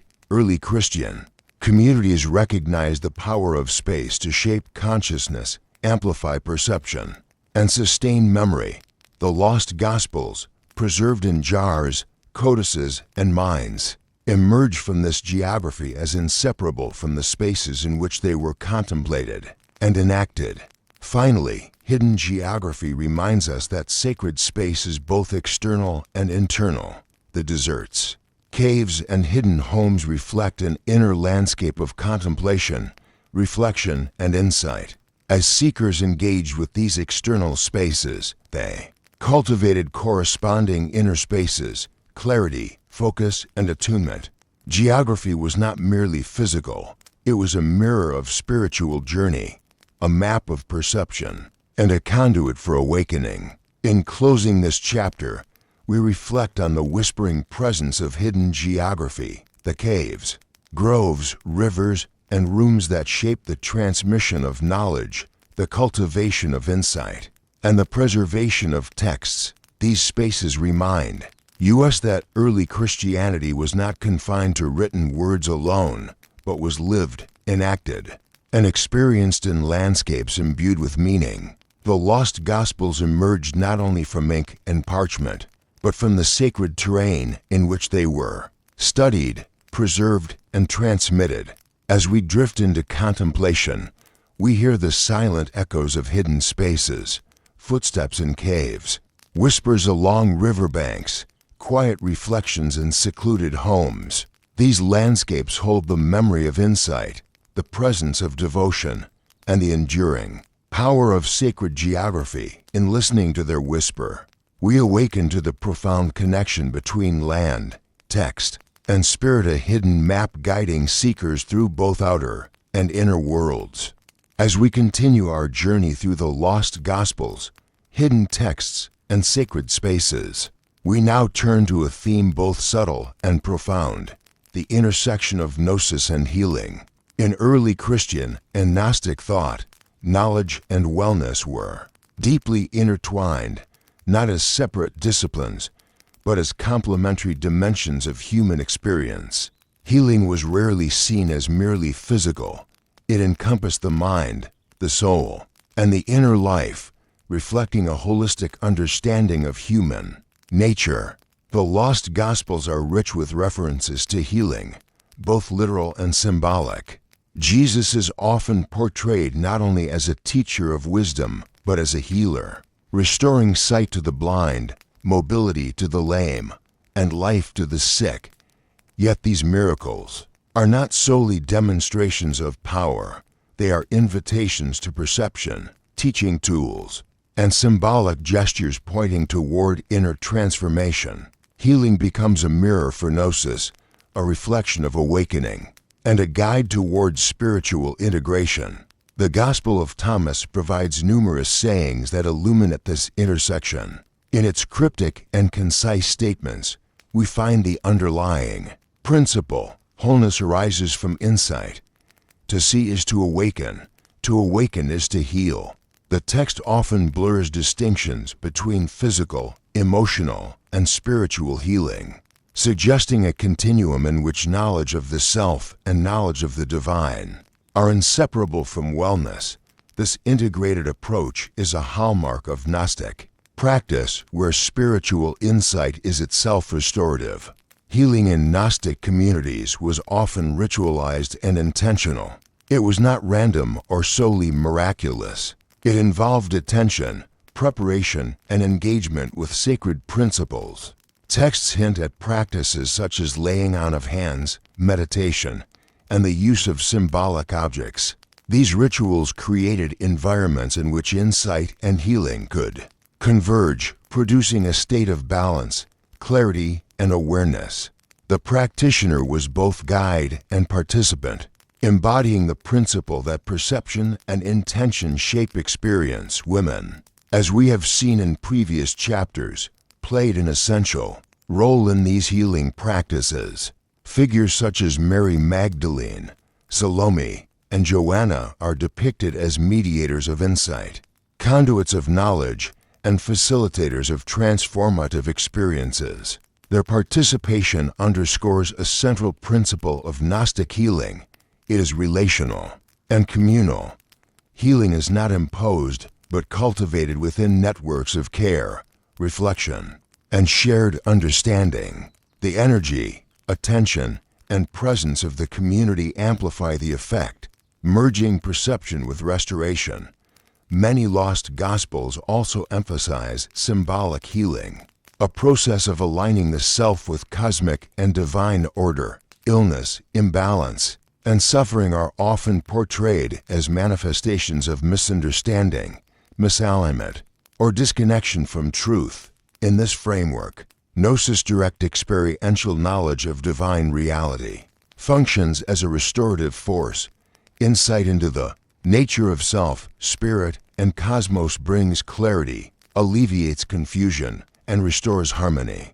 Healing is not merely corrective, it is transformative, reshaping perception and allowing one to inhabit life with renewed coherence. The practice of healing often intersected with sacred geography. Springs, rivers, and secluded locations provided natural settings for rituals of restoration. The waters themselves were understood as conduits of life and symbols of purification. Immersion, contact, and observation within these spaces facilitated alignment with divine rhythms. As practitioners engaged with these landscapes, the external environment became an active participant in the process, reinforcing the principle that wellness is inseparable from context, attention, and intentionality. Gnostic texts also suggest a psychological dimension to healing. The cultivation of insight and reflection was seen as a means to address fear, confusion, and inner dissonance.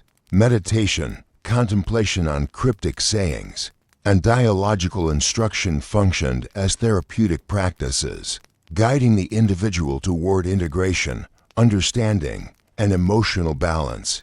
The process of gnosis itself becomes a form of therapy, a pathway to wholeness that encompasses body, mind, and soul. Furthermore, healing was often symbolically enacted through storytelling and dialogue. Parables, sayings, and narrative interventions were tools for perception. A disciple might hear a saying, reflect deeply, and experience an inner shift, leading to clarity, release of tension, or restoration of focus. In this sense, gnosis functions as a medium of healing, an invisible but tangible current that flows from teacher to seeker, guiding understanding and promoting alignment with divine wisdom. The lost Gospels also highlight ethical and relational aspects of healing. Compassion, empathy, and attentiveness were central. Healing was not merely about restoring health. It was about nurturing insight, cultivating presence, and fostering connection. Those who engaged in these practices were called to embody care, discernment, and awareness, creating an environment in which insight could flourish alongside restoration. Healing and gnosis were inseparable, reflecting the integration of knowledge, perception, and relational engagement. Miraculous healings, as described in canonical and apocryphal Gospels, often serve as metaphors for spiritual transformation.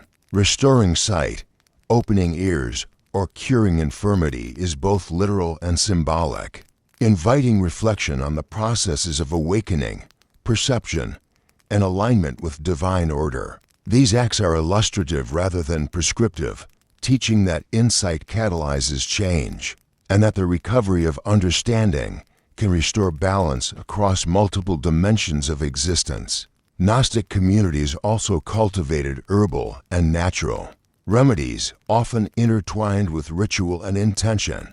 Plants, oils, and minerals were not treated as purely material agents. They were imbued with symbolic and spiritual significance. Their use required knowledge, attentiveness, and ethical consideration. Healing, in this framework, integrates observation, ritual, and insight, blending material action with spiritual awareness, forming a unified practice of care, perception, and alignment. The intersection of gnosis and healing also challenges modern assumptions about the separation of body and spirit. In Gnostic thought, illness often reflects misalignment, confusion, or ignorance. Restoration requires attention to the whole system: the intellect, the emotions, the soul, and the body. Knowledge, perception, and insight are tools not only for understanding the cosmos, but for restoring balance within oneself. Healing becomes a mirror of awakening, a reflection of clarity, and a conduit for alignment with deeper principles. Even the act of listening, contemplation, or silent reflection is framed as a healing practice. Attending fully to the words of a teacher, the rhythm of ritual, or the flow of nature cultivates attentiveness and presence. The body relaxes, perception sharpens, and insight deepens. In this way, gnosis is inseparable from restoration. Awareness itself is a form of healing, a process that recalibrates the mind, nurtures the spirit, and aligns perception with truth. The rediscovery of lost texts and the study of Gnostic practices illuminate the continuity of these principles across centuries.